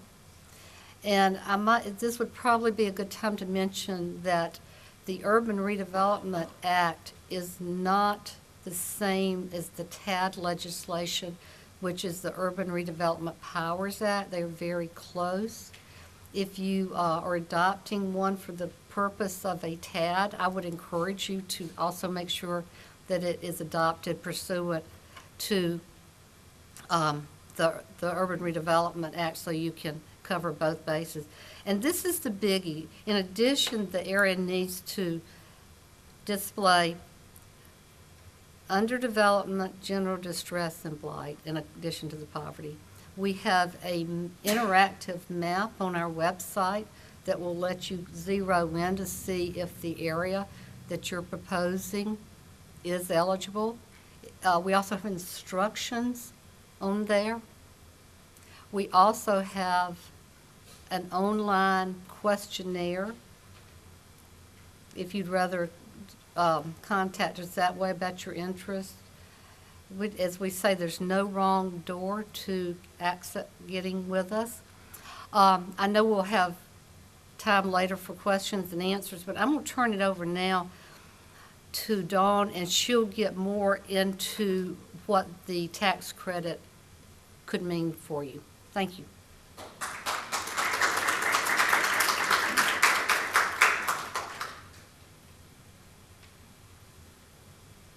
Thank you, Joni.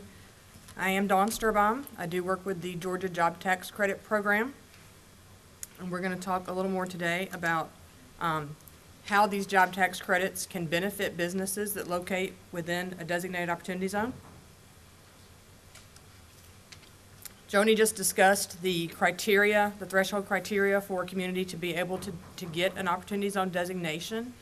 If a community does meet those criteria, then they actually submit an application to DCA to get that designation. DCA reviews the application, approves the area that meet the criteria.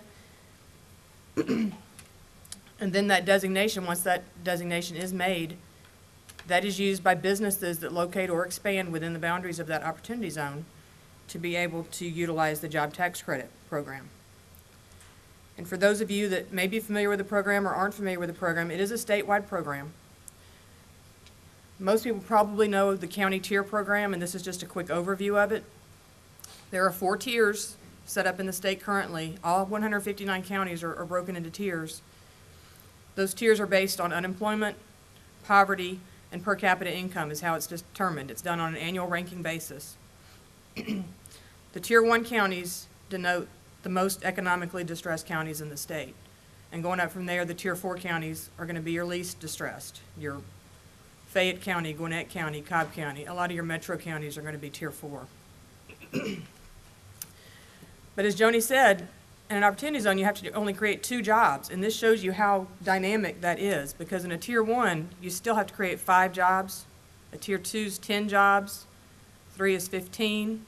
And a Tier 4, you have to create 25 net new jobs to get into the program. In addition to that, you have to be a qualifying business enterprise, which means you have to be in manufacturing, warehousing and distribution, processing, or one of the other specified industries that's required for you to be able to be eligible to even get into the program. And the credit usage varies depending on the tier, the amount and the usage. So the opportunity zone designation can mean a lot to a downtown or small businesses that normally would not qualify under the county tier program.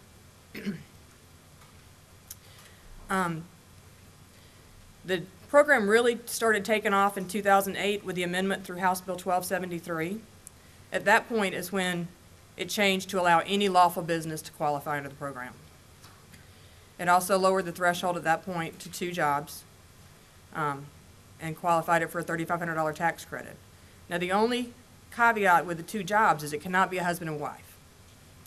So other than that, as long as you create 2 full-time jobs, you should be eligible to claim the credit if you meet all the parameters for any type of business. Retail that normally would be excluded from the program qualifies in an opportunity zone. The credit can be utilized to offset 100% of the business's corporate income tax liability, And if they have any excess credit, that can be used to offset payroll withholding taxes as well. There are requirements the jobs have to meet. As I said, they have to be full-time jobs. For job tax credit purposes, full-time is defined as 35 hours per week. We do not use part-time jobs to make full-time equivalents. They have to be full-time permanent jobs. They cannot be contract or temporary jobs. They do have to be considered permanent jobs.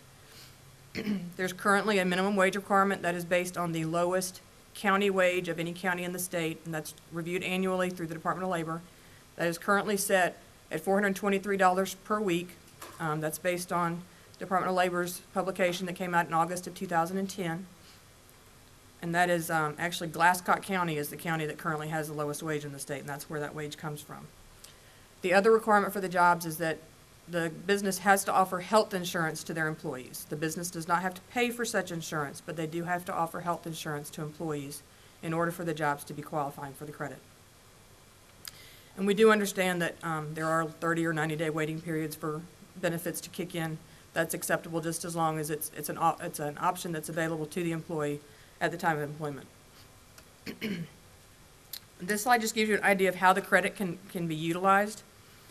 If a small business opens up and sets up 2 new jobs within that first year, they maintain those 2 jobs, they meet all the criteria, they can claim a $3,500 tax credit on those jobs in that first year. If the business only has a $1,200 tax liability, that $7,000 that's generated from those 2 jobs can first be applied against that $1,200 tax liability, and then the company can apply to utilize the remaining $5,800 of credit against their payroll withholding taxes. And how that works is that the company actually continues to withhold taxes from their employees' paychecks. And once they get that credit and the Department of Revenue's approved it, they can apply that credit towards their payroll withholding. So instead of actually remitting that money back to the state, the company actually gets to keep it. It's like cash in hand for the company. So it's a big benefit to the company and can provide some additional capital to help that company operate. And in this example, in the first 5 years, this business creates a total of 4 net new jobs. And each year they create additional jobs, they get an additional $3,500. It's a 5-year credit, so as long as those initial 2 jobs are maintained for 5 full years, that company can claim a $3,500 credit for both of those jobs for 5 years. In this example, they actually generated 4 new jobs in the first 5 years. There's a 5-year window for creating jobs. If they get outside that 5-year window and don't create another 2 net new jobs to restart a new 5-year period, then they can't claim any additional credit, but they can claim credit for any jobs they create in the first 5 years as long as those jobs are maintained. So here they create 4 new jobs in the first 5 years, $3,500 per job. They maintain them for the full 5 years. They actually generate a $70,000 tax credit for keeping those jobs in place. And it just gives an example of how that's utilized. Another change to the credit in 2009 was through House Bill 439. If you're familiar with the program, you knew the program initially started, you had to create jobs in what we called year 1. You had to maintain jobs in year 2. You couldn't actually claim the tax credit until the year 2 tax return. So there was a 1-year maintenance requirement. House Bill 439 took that maintenance requirement out. So now if you create jobs in 2009 or forward, you can claim those on that tax year in which the jobs are actually generated and not have to wait a year.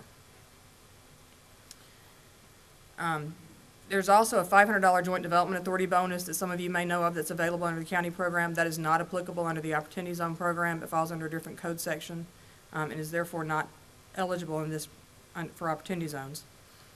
And the area must be designated as an Opportunity Zone before any credit can be claimed under this program.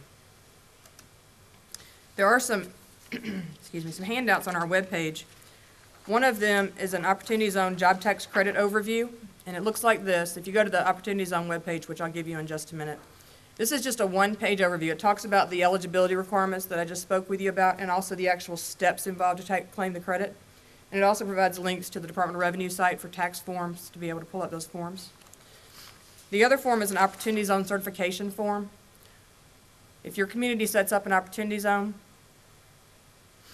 and you have businesses that locate in that zone or expand in that zone and intend to utilize the credit under that program, then they need to, the business will complete the first part of this form, and then there'll be a local contact person set up for each Opportunity Zone that will basically validate that, yes, we have this business that's located within the boundaries of our Opportunity Zone, and they intend to utilize the credit. And they're going to sign off on this and then submit it to DCA. We're going to sign it at the bottom, and send it back to the company and send a copy to the Department of Revenue.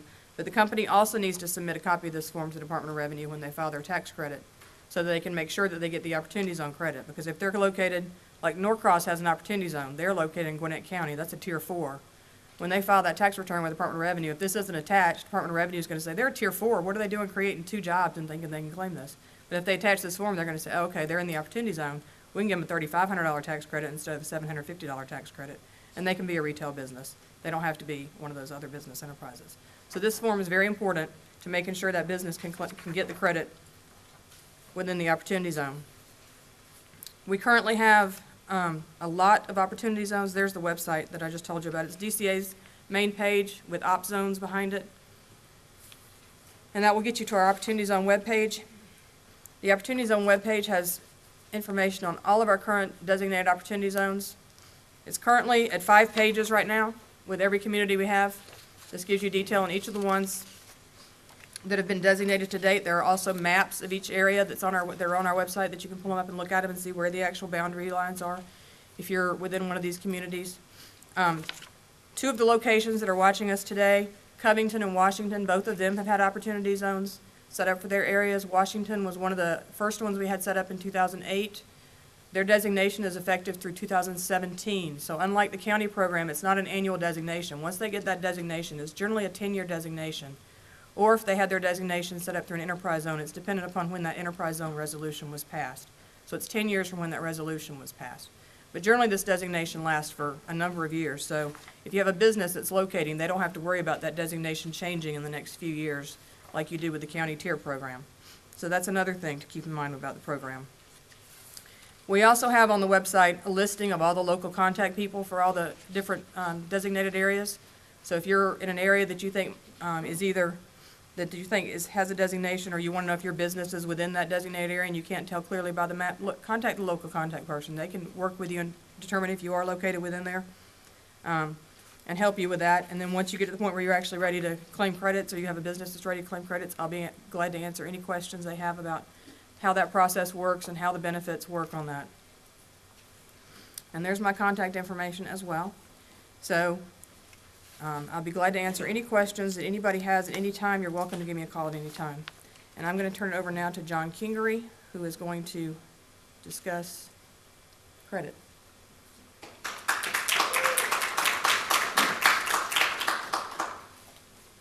Okay. Good afternoon, and thank you, Don. And as Don mentioned, my name is John Kingery, and I'm in the Office of Economic Development at DCA, and I'm the credit underwriter. Billy asked me about a year ago if I would address the question, how do you open the credit gate? And that's what I believe this short presentation is going to try to accomplish. Also, kind of looking behind the curtain at the credit underwriting. And he also said earlier, could I tie everything together that we have discussed today? And I took some notes when Mike, Kirby, Frank, and others were speaking, and there's some common elements that I've heard or themes so far today, and that includes creativity, vision, relationship building, and perseverance. And Frank said something that was real interesting. He was talking about going to get his first loan in 1993. My background is banking. I have been with the state for quite a number of years. When I went through the credit school, and this was at a big bank, it was with Wachovia First National Bank of Atlanta in 1982, going through the credit school, they told us there are 2 types of loans we do not make, and they are, you could probably guess one of them, restaurants, and the second one was boat marinas. Well, just like Frank, I had somebody that came into my office, and this was in 1983, and I was a young, newly minted underwriter, loan officer at First National Bank of Atlanta on Peachtree Street, and the individual that came in wanted to start a pizza restaurant. So I had it ingrained in my mind that we cannot do a pizza restaurant, or cannot do a restaurant, period. So unfortunately, I turned down this loan, and today I would like to report that that restaurant is still in business in Atlanta with multiple locations, and I frequent that often. But that gets back to the creativity, and what this program or my presentation is going to address is being creative and kind of looking how to do deals. Bridging the financing gap, you've heard a little bit about that today, and economic development investment is supposed to kind of stimulate the incentives are supposed to stimulate the investment. And we have incentives that are available at DCA that we use on our projects, and these include fixed rate financing, subordinate financing, low-cost financing, et cetera. And those have been real successful. I'm going to focus more on what we have done in downtown revitalization. Since 2000, in 2002 at GCF, we have successfully underwritten 165 projects throughout Georgia in 68 different cities. We have put out in loans $25 million, and that's fairly significant. And out of that 165 projects we have underwritten, when you heard earlier today about being sustainable, I could probably count on one hand how many of those projects have not been successful. The point is, most of the projects we have done in downtown communities in Georgia have been successful for a variety of reasons, and we're going to kind of step through this short little presentation of why that has happened. At present, we are servicing at DCA 79 DDRLF loans and 65 GCF loans, so we have a fair amount of volume. The cities that are participating on this presentation, every one of those cities we have underwritten projects, not necessarily through the downtown program, but we have underwritten projects in Albany, in Covington, in Douglasville, in Fitzgerald, in Washington, and I'm probably leaving somebody out, Clarksville. I hope I did not leave anybody out. But we have underwritten successful projects in all of those cities. Let's see. All right. The state takes informed risk. You know, I'm talking about how we want to do deals, and we will underwrite all of the deals. This is a little bit different. Kirby mentioned something, and this is true. Banks are looking first for a safe, secure loan with a reasonable return of repayment. It's secondary if the community benefits, the citizens, you know, improve their quality of life. Well, at DCA, when I came on board at DCA, and this would have been in 1995, my background in banking, and I was told at DCA, we want to have the credit underwriting that you bring with your banking skills, but we have a different mission at DCA. Our primary mission is to improve the quality of life for citizens in Georgia's communities. Now, I have to overlay that with doing sound underwriting, and that's what we have to do with this gap financing, is what we try to provide, and we'll do the sound underwriting, at the same time realizing a mission of trying to improve the quality of life. Getting back to doing the restaurants, as Frank indicated, cities need to be a destination. They need to have a feeling of place. And we have successfully underwritten restaurants throughout Georgia because these restaurants bring people in and it kind of spurs economic activity. So that's getting part to being creative and kind of going outside the box. And the goal of credit underwriting is to kind of make sound investment decisions. I mean, we got to have long-term viable projects. So we'll do the detailed credit underwriting. The underwriting that we're doing at DCA, and we do the underwriting for the Georgia Cities Foundation, for the One Georgia Authority. We do risk analysis for the Georgia Department of Economic Development. We have 24 multiple programs that come through DCA, so we have a central area of credit underwriting. And I'm fortunate to be able to lead the area, and I have a staff of credit underwriters. But what we got to do is to make sure that we have sustainable projects. And these are the difficult projects because I'll mention in a second, we'll spotlight, we're doing subordinate financing. We're taking a little bit higher risk. We got to make sure that these projects are sustainable. And it's a challenge in these times. Mike Starr indicated that banks are not lending. That is a very true statement. It's almost like the banks have been frozen. But there are some banks that are lending. And what we're seeing today is that economic development finance has never been more important. The banks need other sources of funding, and we're going into projects where we're able to do this layered financing, and in a few minutes you'll see an example of that. But the gap financing that we can do through the state is critically important, and it's real important for the communities in Georgia to realize that these tools are out there. I said 68 cities have taken advantage of this program. Some cities have taken multiple advantage of this program, and we have a lot of successful projects throughout the state of Georgia. These are some of the credit indicators that we look at, and I'm not going to read this list, and you can kind of see up there the types of things that we look at. Don't be too overwhelmed thinking, gosh, it's a daunting process. We work through this at DCA, but you got to ask these questions. You got to look at these type of indicators. One thing that I have learned over the years is that in credit analysis is more of an art than an exact science. There is a science involved. The science of credit analysis is doing the number crunching and doing the calculation of the ratios. That's the science part. The art is more subjective, and it's doing the interpretation and what will the results bring. The bottom line is that credit underwriting that we perform, it has to assess the risk, the likelihood that the project will be successful. One thing that we have at DCA is stressed is it's a can-do attitude. And I imagine everybody in this room has worked at DCA. The commissioner as recently as yesterday told me 3 words: make it work.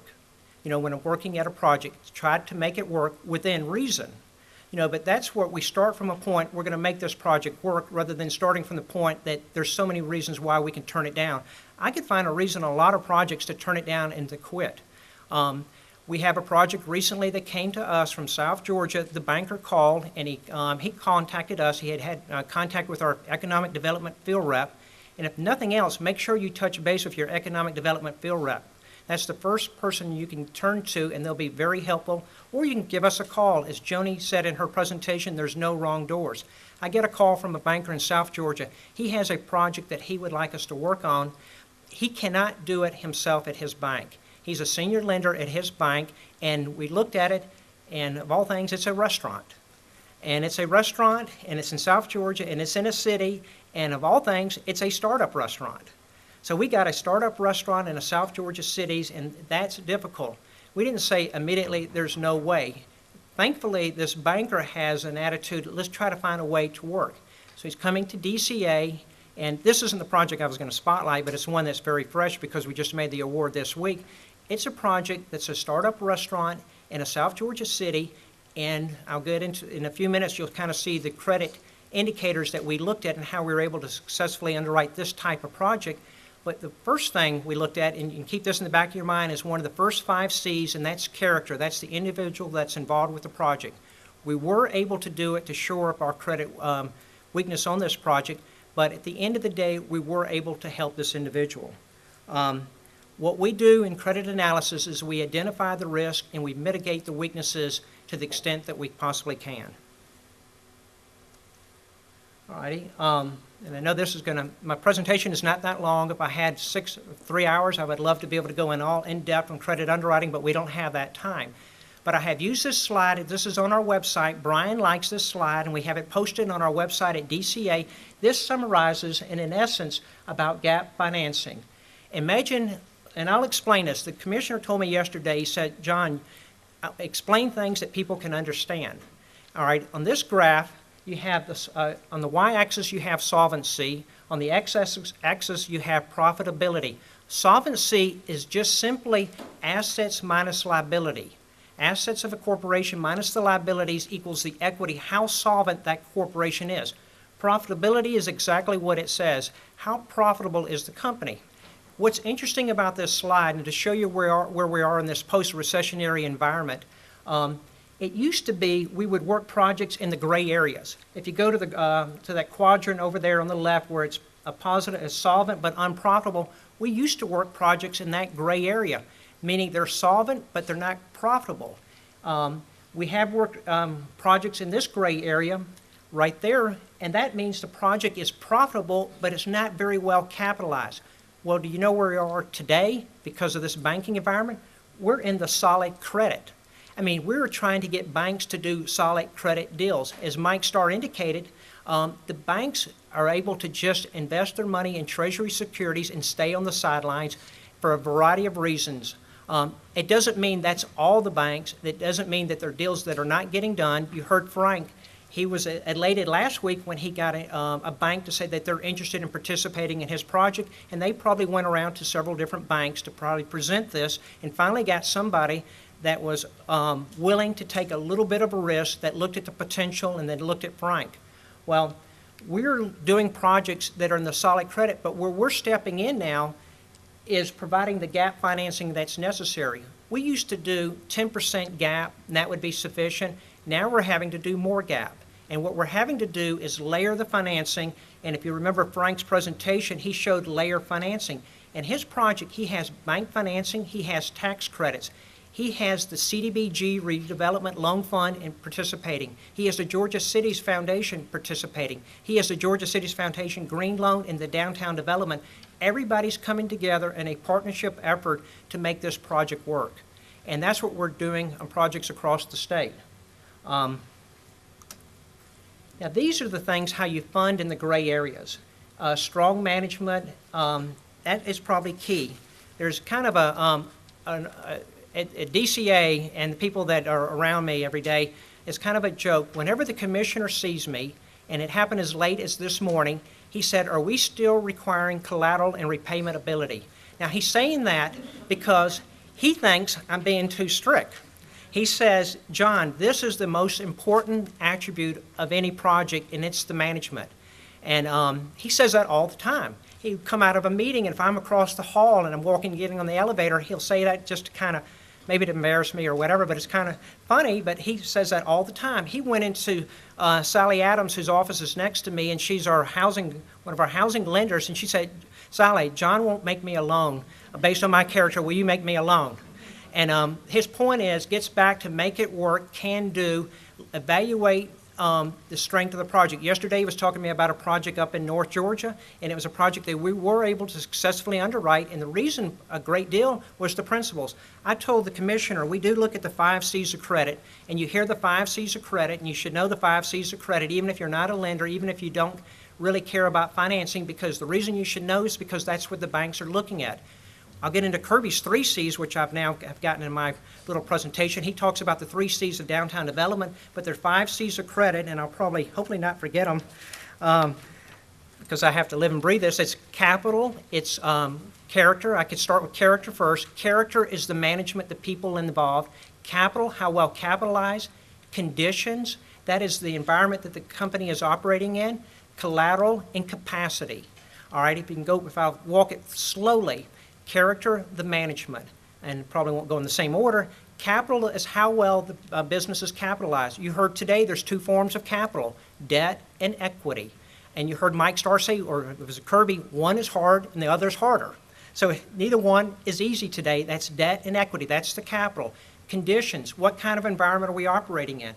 Frank has identified in his project that he can attract the college students.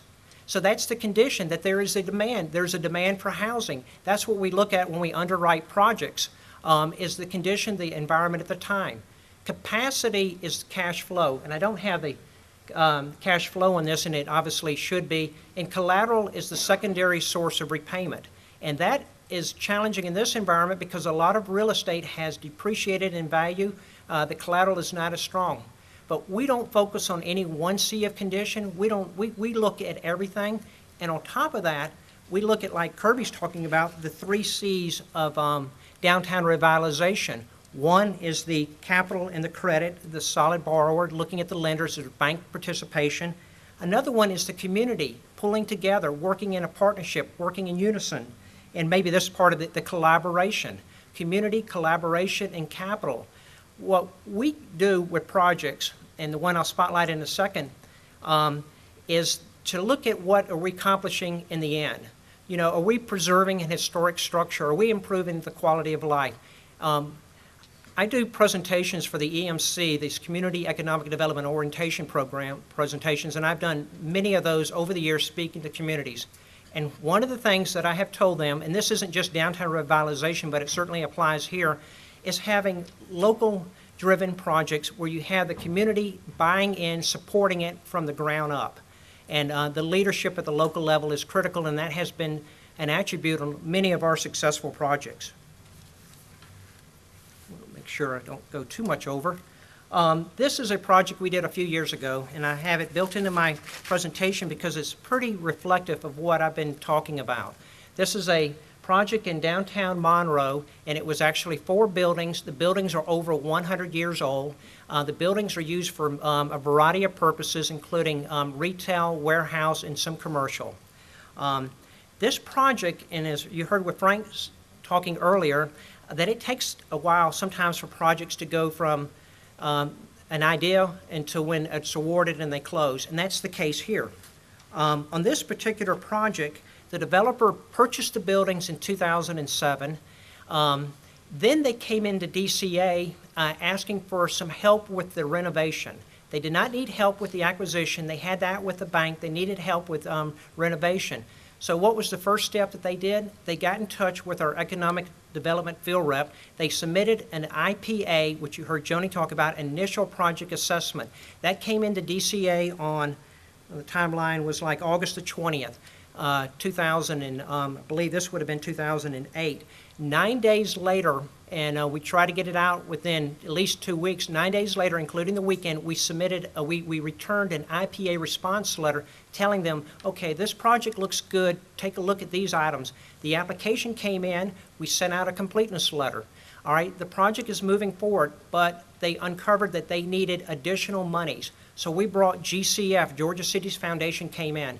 All right, the end of the story here, within 2 years, an award was made. An award was made between the time that the developer bought the building, and DCA, GCF made the awards. And right after that, within a couple of months, we closed on the loans, and this is a successful project today. This is the source and use statement. Now, this particular source and use statement, and the financing was done in a ratio of 45% bank, 30% DCA, GCF, and then 25% equity. So in this particular project, the equity injection was 25%. DDRLF and GCF together are covering 30% of the project costs, and the bank is doing 45%. It was this mix that made the project successful to engage the bank. The bank took the lead on the project, as you can see with the amount of their loan at $648,000 plus. DDRLF and GCF came in with a total of $430,000. The remainder, $376,000, was the equity. Now, the project is structured with 3% financing, and this was several years ago at 3%. You're saying, well, 3% is nice, but it's not that great. Well, our rate at 3% has been fixed for the last 10 years.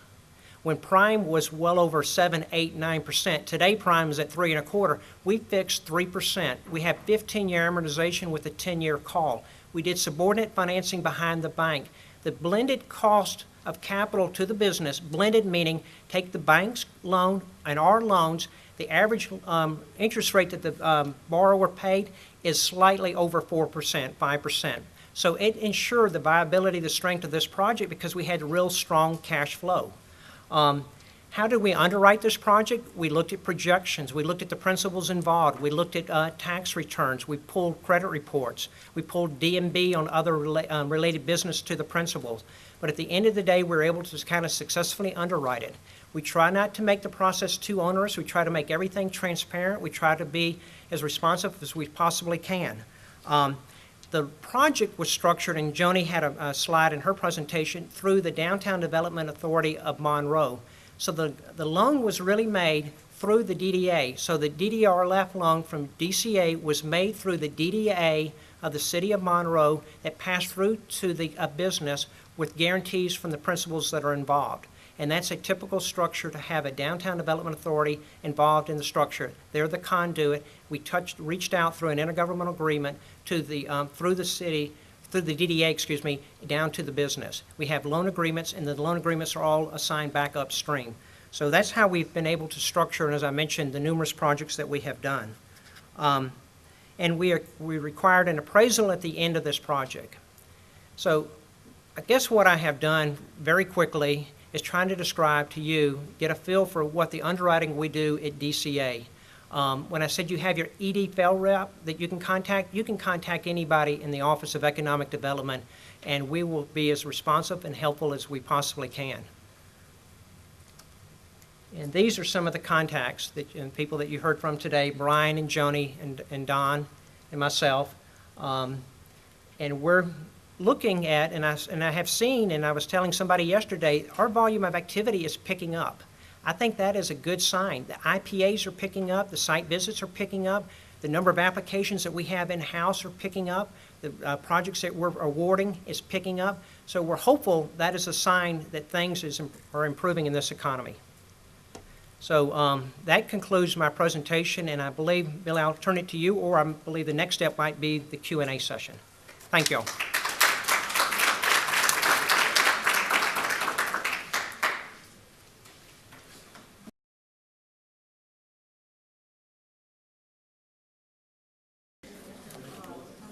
All right, we're back. We have our panelists assembled here. And the way this is going to work is I have the questions that you have sent in from across Georgia. We have kind of pre-screened them and tried to have a sense of who might be the first to call on, but as is always the case in our panels, anyone on the panel is welcome to chime in. This is from Rome, Georgia. Since bankers are looking for a winner project and community, would DCA and Georgia City's loan program support local DDAs as the applicant to initiate stricter requirements on loan applicants, as in paint colors, signage, awning, more input on the look and feel of a project, not just the economics of the project? So in other words, would both RLF and Georgia Cities be interested in or open to the idea of a rehabilitation agreement attached to a loan? So it starts with Mike, but I suspect others might want to weigh in on that. Yeah, I hope others want to weigh in. I don't see why we wouldn't be willing to do that. That one may take a little additional thought, and I would really like to hear what Brian has to say about that. So let me pass it down to Brian. No, we would respond to Rome, absolutely. And I think keeping in mind that, businesses need probably to be apprised of the benefits of that sort of arrangement because, again, it could be a bit more restrictive if the business owner is thinking about a certain type of attribute or treatment. But yes, absolutely, and that's sort of a core issue with DCA programs. We support that local bottom-up initiative that you've heard a lot of staffers say, and of course that includes the local government and the development authority and the business working together. Can I comment on that? Please, Billy? please do. Two things that I would suggest the community keep in mind in doing that. One is make sure that what you're doing is something that is part of that overall vision and not just tailored toward that one particular business. It needs to be part of your overall plan so that you're developing that set of guidelines that's going to give you a consistent downtown appearance and quality. The other thing is as has already been pointed out, many of these programs go through the Downtown Development Authority or some authority as the financing entity, and he who controls the purse strings controls the deal. Great feedback. Thanks. And that's another project for us to work with our partners on in developing some sort of sample rehabilitation agreement that might meet that need. Have a question from Douglasville, Georgia. How would you explain tax credits to bankers since they don't know what they are? And it's a two-part question. Let's start with that one. Mike, you want to lead us off on that? Yeah, I'll lead. Some of the information that you got today, you're just going to have to put in front of your bankers. But one of the objectives of our task force that I mentioned during my presentation, which, by the way, the real task force work will be completed by the end of this month and will be put together in the month of June. One of the things is a more comprehensive tax credit strategy that fits with the capital adequacy for projects. And that's a fancy way kind of to say we want to explain to people how valuable tax credits are, and one of our audiences, our big audiences, is the banking community. And to just let you know, two of the participants on the task force are Joe Brannon, who is the president and CEO of the Georgia Bankers Association, and a young man by the name of Rick Whaley, who's at Citizens Bank down in Americus, former chairman of the board of the Georgia Bankers Association. And they have essentially said, we want to get in front of all of our bankers with the output from the task force. And we will be doing that over the next few months. So hopefully within a few months, there will be no excuses on the part of bankers to say we don't understand them. Now, let me qualify one thing. Nuances about tax credits, we have to depend on folks at this table. But the real problem we're trying to overcome here is the banker who says, oh, tax credits. Ooh, I don't want to even hear about them. There are banks that are not making enough money now to even look at a tax credit deal for their own book, And so they're saying, oh, I don't want to talk to you about taking any tax credits. We also want to create that market here in the state that was mentioned by others for tax credits. And we're looking at some vehicles right now to do that through some professionals who really know what they're doing around tax credits. All right, somebody else like to comment on that? Kirby? There's actually two levels of education when it comes to tax credits for local lenders. One of those is just educating them to what a tax credit deal is and how it impacts them as a lender on the project. Nothing to do with them being tax credit investors or holding the credit.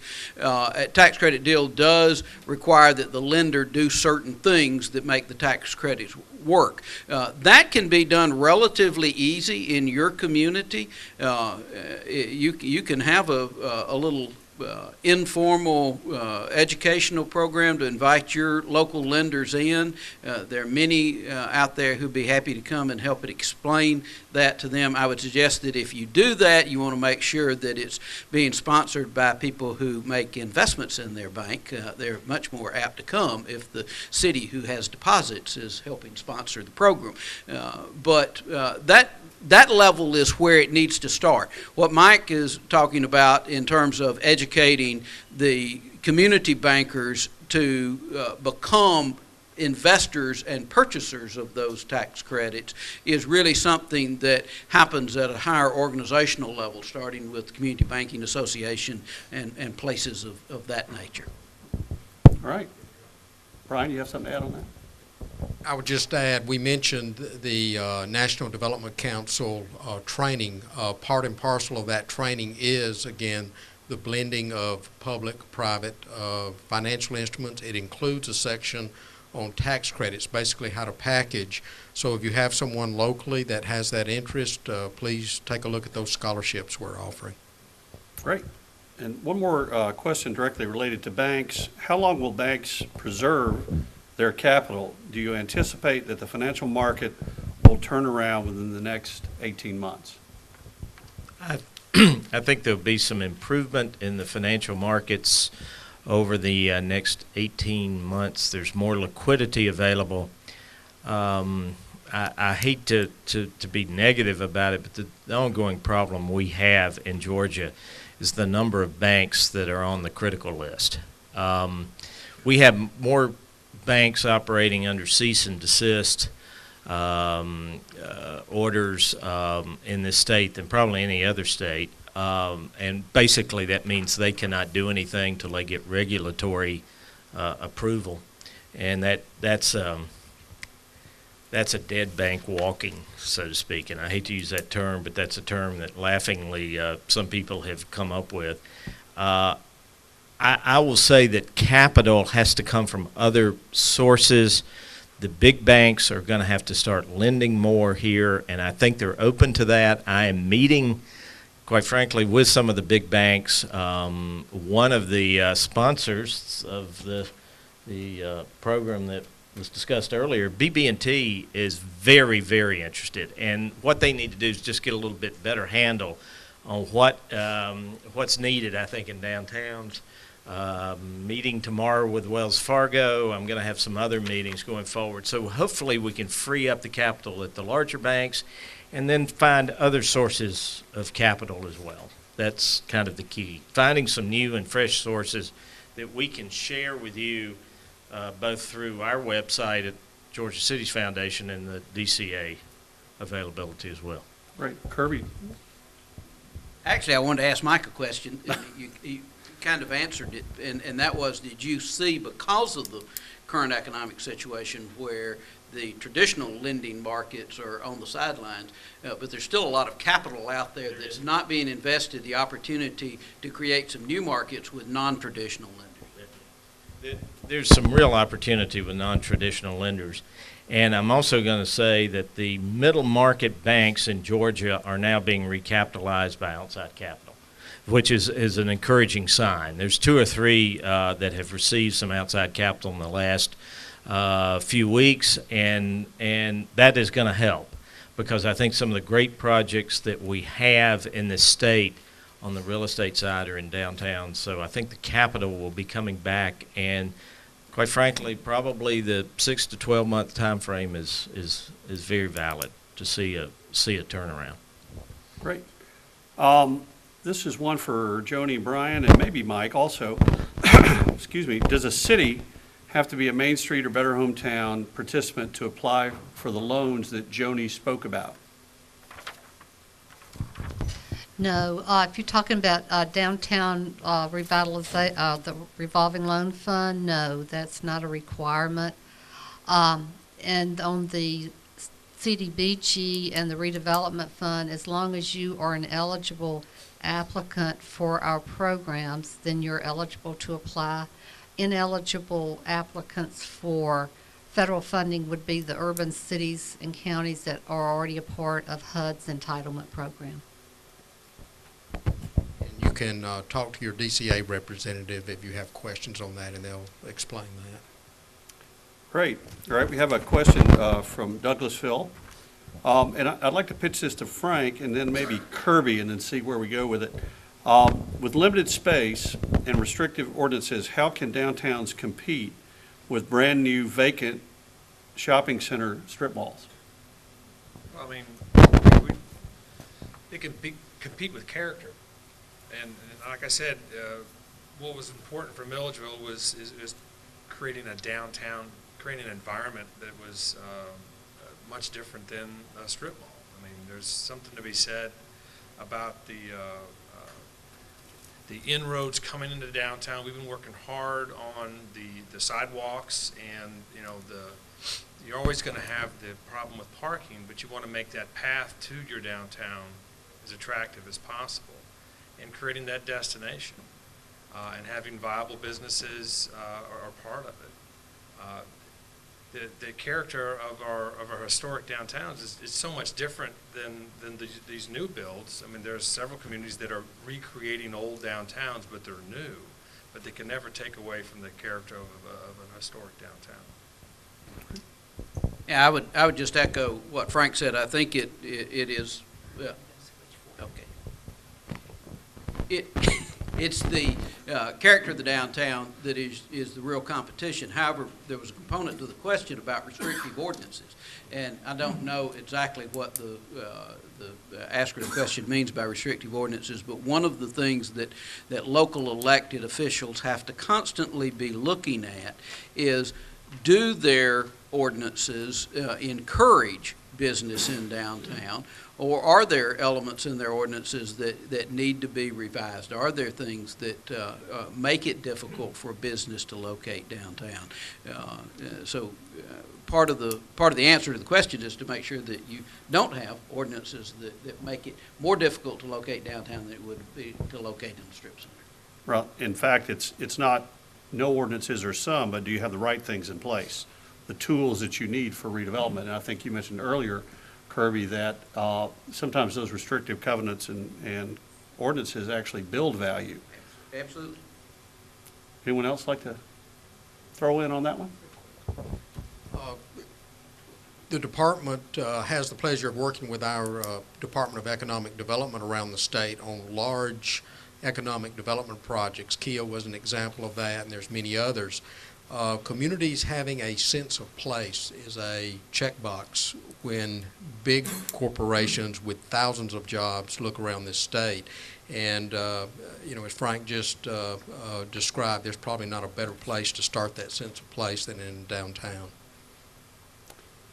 Great. All right, here's a question for Dawn.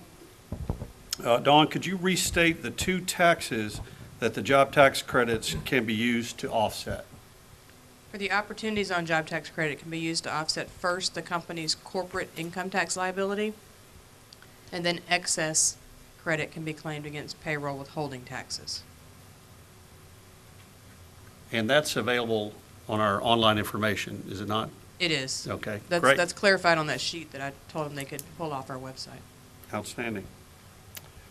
Another question for Frank and Kirby. Explain what are tax credits and how they work. And we only have 20 minutes to do that, so that's all I'm saying. There are a number of different tax credit programs that are available for downtown projects, and I won't try to go into detail with all of them. The most common one and the easiest one to use is historic tax credits. Historic tax credits are based on place. If the structure, the building that you're renovating, qualifies for tax credits because it is either on the National Historic Register, because it is in a historic district that has been certified by the National Park Service and is considered to be a contributing structure to that district, or if you go through the process of having the Park Service certify your structure as being a National Historic Structure, then it becomes eligible for those tax credits. What those tax credits are taking 20% of what's called the qualified rehabilitation costs, those things that are spent to rehabilitate the building within the guidelines of the National Park Service. Those costs are eligible for a credit against an individual or a company's income tax. So if you're developing a project, you can take those tax credits, and there are partners that will come in, put equity into your project, put money into your project in return for the right to have those credits. Just as a rule of thumb, those usually are converted into dollars at a rate of somewhere around 86 cents to 88 cents per dollar. So if you've got a project that's $1 million in qualified cost, you've got $200,000 in tax credits, 86 to 88% of that is cash that can come into your project from those partners. It goes back to them in the form of credit, so you don't have to pay it back. Other programs is the Low-Income Housing Tax Credit Program for providing affordable housing, similar in that if you provide affordable housing, a certain percentage of the cost is eligible for tax credits. Partners will invest in your project in return for those tax credits. The third is help me real quick, new market tax credits. The new market tax credits are somewhat different in that they are not project-based, but they're area-based, and they work differently in that rather than being direct investors in your project, those credits are awarded to institutions that then invest in projects, and it does not have, the project doesn't determine, as in low-income housing, that determines the tax credits. Historic determines tax credits. In new market tax credits, it's where you're doing it, and as long as you're doing it in a qualified area, which would basically be any place that qualified for an opportunity zone, then your project could be eligible for new market tax credits. And then if you can't say that, then you hire him, and he says it for you, which is what I've done. So. All right. Can I mention something? Please. Last year, I was asked to be on the Georgia National Registry Committee that makes the recommendations for Georgia's National Register recommendations to the Park Service. And I said most of the people on that committee are well-known preservation architects. They're academics. They're people much more qualified than I am. But they were nice enough to ask me, so I said I'll do it. But I sure would like to see a lot more downtown projects. The very first project that was recommended for National Registry for this coming year from that committee was downtown Decatur, making that a National Historic District. What I would love to see in my 4-year term on that committee, if it can come to fruition, is to see a lot of downtowns in Georgia become National Historic Districts. It would be wonderful. Great, thank you. All right, here's one for John and Joni regarding CDBG funds and eligible projects. How do you determine if a project needs a match funding for eligibility? I'll answer it as far as CDBG requirements. On the annual competition, the program requirements address any match requirements. So I think that's all I can say on that, because on our set-aside for like the redevelopment fund, we don't have match requirements like the annual competition does. And I think the other part of the question about the match is really referring more to an equity injection. John, so I'm going to let you take that. As Joni just mentioned, there's not a precise match requirement under the program requirements for CDBG redevelopment projects. However, when we're underwriting the project, to strengthen the project, there's obviously got to be some other funds that we're leveraging. We've had people that have come in and tried to leverage a project with 100% public funds from DCA, and that's not going to be a competitive project. So we would look to leverage it, the redevelopment funds, with other funds coming from the outsource. It could be some equity. It could be some private bank financing. But obviously, yeah, especially on loan projects, we need to see, some other financing that's going into the project. And there's a follow-up to that. How are green space projects viewed compared to a bricks and mortar project without assumed return on investment?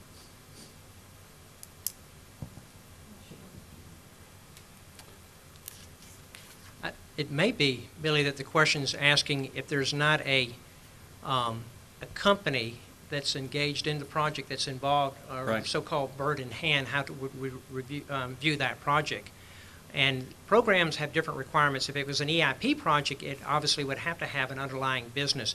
Now, the redevelopment fund has more flexibility where we could do something like that and just looking at the overall impact on that project. So really, the basic idea here is there are many different funding streams, not all of which have to come straight through the CDBG process. There may be other ways to fund a green space project that looks at return on investment differently.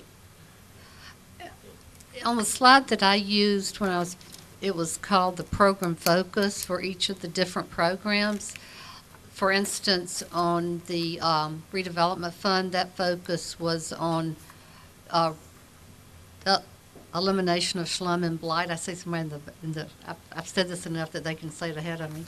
And on DDRLF and Georgia Cities, we're trying to do good quality downtown projects. Now, the latter two are loans, so we'd be looking for some kind of income stream. And let's say a DDR, local development authority, had money that they could make repayments on a building rehab until they got a tenant in, we'd be looking for that income stream. Redevelopment fund, we would be more patient on the return of that because the local community would be able to keep those repayments. I've had the good fortune of working with the folks here from DCA for probably going on 15 years now. And one of the things I just tell everybody out there, don't try to tailor your project to a program. Figure out what it is you want to do, contact DCA, and they will help you find the program that'll help you accomplish what you want to do. Great. All right, Dawn, a very specific question for you. What is the timing for taking advantage of the payroll withholding option with job tax credits? Well, the credit is first and foremost an income tax credit. So the company has to create the jobs, and if the jobs are created in 2011, the company has to file that on their 2011 tax return. So whenever the timing for that is, depending on whether a calendar year filer, fiscal year filer, or filer under extension. Once they file that tax return, it has to be reviewed by the Department of Revenue because, like I said, it is an income tax credit. Department of Revenue actually has to review that return, validate the credit, and then they send notification back out to the company within 90 days to let them know what they've determined is available to use against withholding. And they actually, Department of Revenue at that point actually makes an adjustment to their withholding account showing that they have a credit so that the company, when they start utilizing that credit on a going forward basis, then has that available on their withholding account. And there is one additional form that the company has to file with the Department of Revenue if they intend to utilize that benefit, and it has to be filed at least 30 days prior to filing the tax return on which the credit will be claimed. That's a notification form to the Department of Revenue, and that's the trigger for the withholding benefit. So that's a very necessary step in the whole process. Great. Actually, another kind of follow-up question on the Opportunity Zone process. The new Opportunity Zone application requirements request parcel by parcel information but communities want to include their entire downtown as an opportunity zone, and they may have a few successful projects or businesses within an overall underperforming district. Will DCA review the district as a whole or parcel by parcel? If as a whole, is there a percentage threshold that must be met? First, there's no percentage threshold. As you've heard staff explain, there's 4 criteria. And what we would encourage that downtown to do in that organization would be to draw the proposed boundary, the matrix that's being referred to, the table, use that table to determine locally if you believe those parcels qualify for those credits, and then submit it. And it is, the analysis takes place, and we will work with that community, to try to include as much of the parcels that, as the local community determines, meets those criteria as we can. Obviously, the way the statute is written, it says DCA's commissioner's opinion, so we have to sort of check that, but we would encourage you to include as much as you locally feel like meet those criteria, subject to those redevelopment laws, and we'll try to do it in a broad fashion. We generally can't do greenfields. We've had a few applicants that have made wonderful cases for needing credits out in greenfields, but unfortunately this is a redevelopment revitalization program. So as long as you're in that spirit, we're going to work with you and try to do it as broad as possible. All right, kind of a different subject. Kirby mentioned having knowledgeable public sector staff to utilize funding programs available in Georgia. But as local governments continue to face budget cuts, how do we educate and equip our downtown professionals? Well, we start with programs like this. And I think one of the things that is coming out of this is trying to find ways to educate the professional community without making it cost prohibitive to do that. Obviously, there are training programs available through the Georgia Municipal Association, through the Downtown Association, through the Department of Community Affairs. But I think what we're trying to do is find ways to get that out to the communities in the most cost-effective manner, such as the webinars. And my understanding is that the intent is hopefully to get to the point that these will actually be on the website and people can go and do the training without having to ever leave their office or during their leisure. Okay. Anybody else? Great. Just another shout out for the National Development Council training. That is an outstanding training program, and apparently, I don't know if we call those scholarships or not, but there's that training available at a very reduced rate, and we did put that website up earlier, and it will be available on the webinar website. Here's a question for Frank. What suggestions do you have for entrepreneurs who want to create a destination in their downtown community, and what pitfalls should they be prepared to overcome?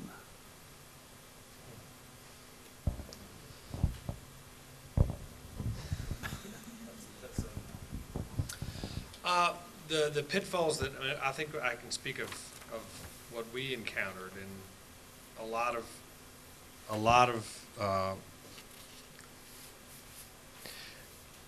we had particular council members and people in the community who didn't understand why people would want to live downtown, and their bias made it very difficult for us to make the ordinance changes that were necessary to make it possible, because most of them were in bed by 9 o'clock. And they didn't know that there was a whole nother life cycle of our downtown at night. So that was difficult to get them to see that there was other viable uses other than storage of pigeons for the second stories of our buildings. So I mean that was difficult, and it took us a while to get that done. But it was just through constant talking and taking them out to lunch and kind of showing them.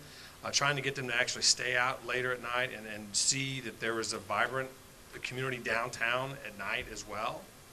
But at the end of the day, a lot of times the best way to move somebody is with money and not actually paying them off, but by showing that, like in our downtown, our downtown now is almost completely full, street level.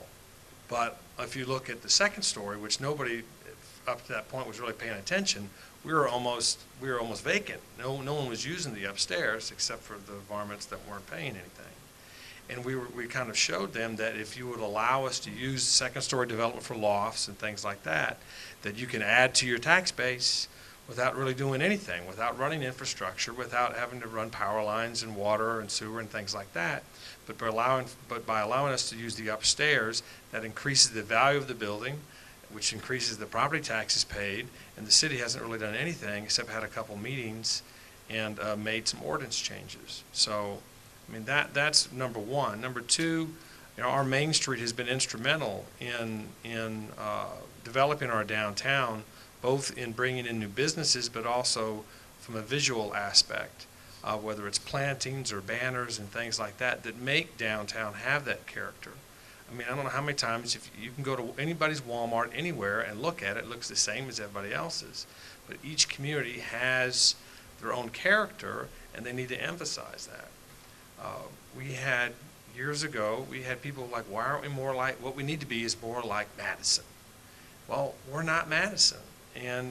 But they kept trying us to be that, and they wanted all the awnings to be canvas and striped, and that was just their own idea of what they thought it should be.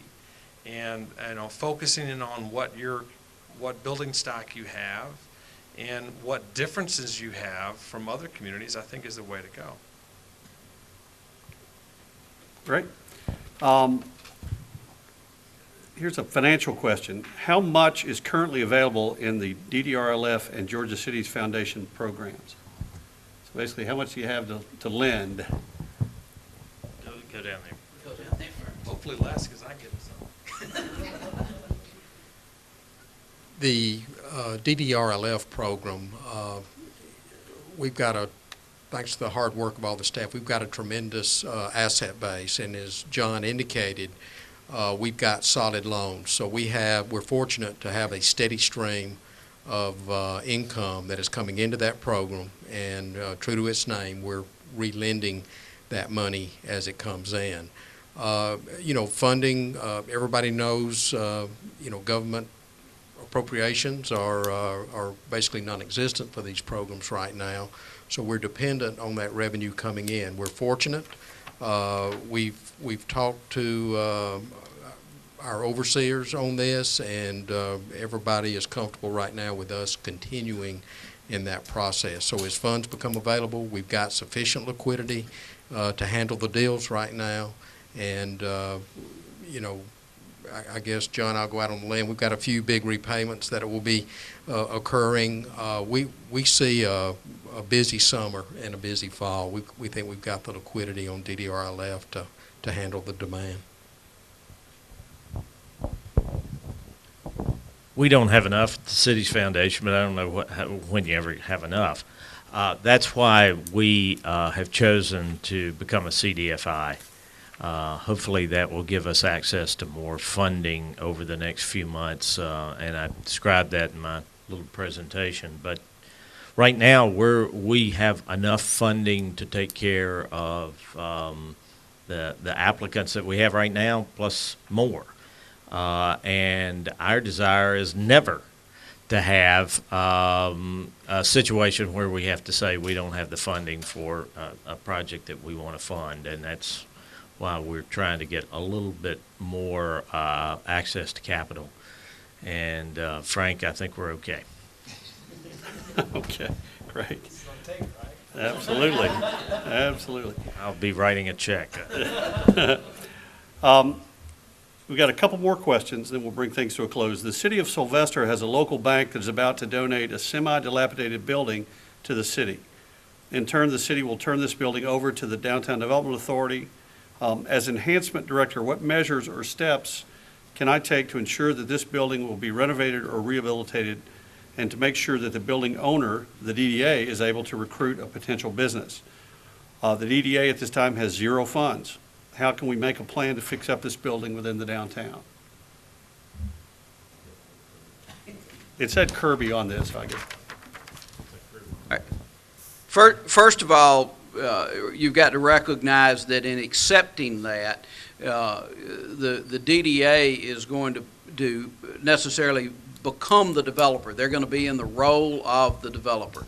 The value in downtown buildings, old downtown buildings, is not the value in the structure, the value's in what you do with it. So it's probably going to involve, first of all, a good plan from the DDA. You've got to assess what the structure can be. When we deal with old downtown buildings, we look at three things. We look at, one, does the building have salvageable economic life, meaning does the structure itself still have value that can be recaptured? Second, is it a contributing structure? And I don't mean that in the sense of the National Historic Register, but does it contribute to your community, historically, culturally, community-wise? And thirdly, what are the adaptive reuses? The only thing you know about old downtown buildings today is that what you're going to use them for today is not what they were built for 100 years ago. So you've got to look at what are the things that they can be adapted for today, the types of uses that they can be converted to. Once you make those determinations, then in all likelihood, what the DDA is going to have to do is come up with a concept for what they think the building can be. They're going to have to look for most likely a local partner, private partner that is interested in redeveloping the property for that type of use, and then that's when you start the process of stacking and layering the kind of financing that we've been talking about. There is embedded value in that building that can be used. There's equity in that. It may not be a great deal of equity, but there's equity in it that can be leveraged to help you to do your project. Great. And that's going to have to be it for today. I'd like to thank our panel. Let's give everybody a big round of applause. If we didn't get to all the questions today, just remember that all the questions are going to be posted on the boomtowngeorgia.org website, and we're going to attempt to answer those questions over the next week or two. The filmed version of this webinar will be available on the same website, where anyone can download it and watch it and even print it out, at least in terms of the slideshows, at any time. We really encourage you to complete the evaluations that should be available at each site, because we always want to improve this kind of work and want to know how well this particular way of presenting information worked. I want to thank again the City of Douglasville, Marcia Hampton, and Kelly Hunter and their crew for assistance. Assistance is much too light a word for what they did to make this happen. We are in your debt for this. And again, we want to thank all of the host cities around the state, Albany, Clarksville, Covington, Fitzgerald, Statesboro, and Washington. Thank you for your time, and everybody have safe travels. Thank you.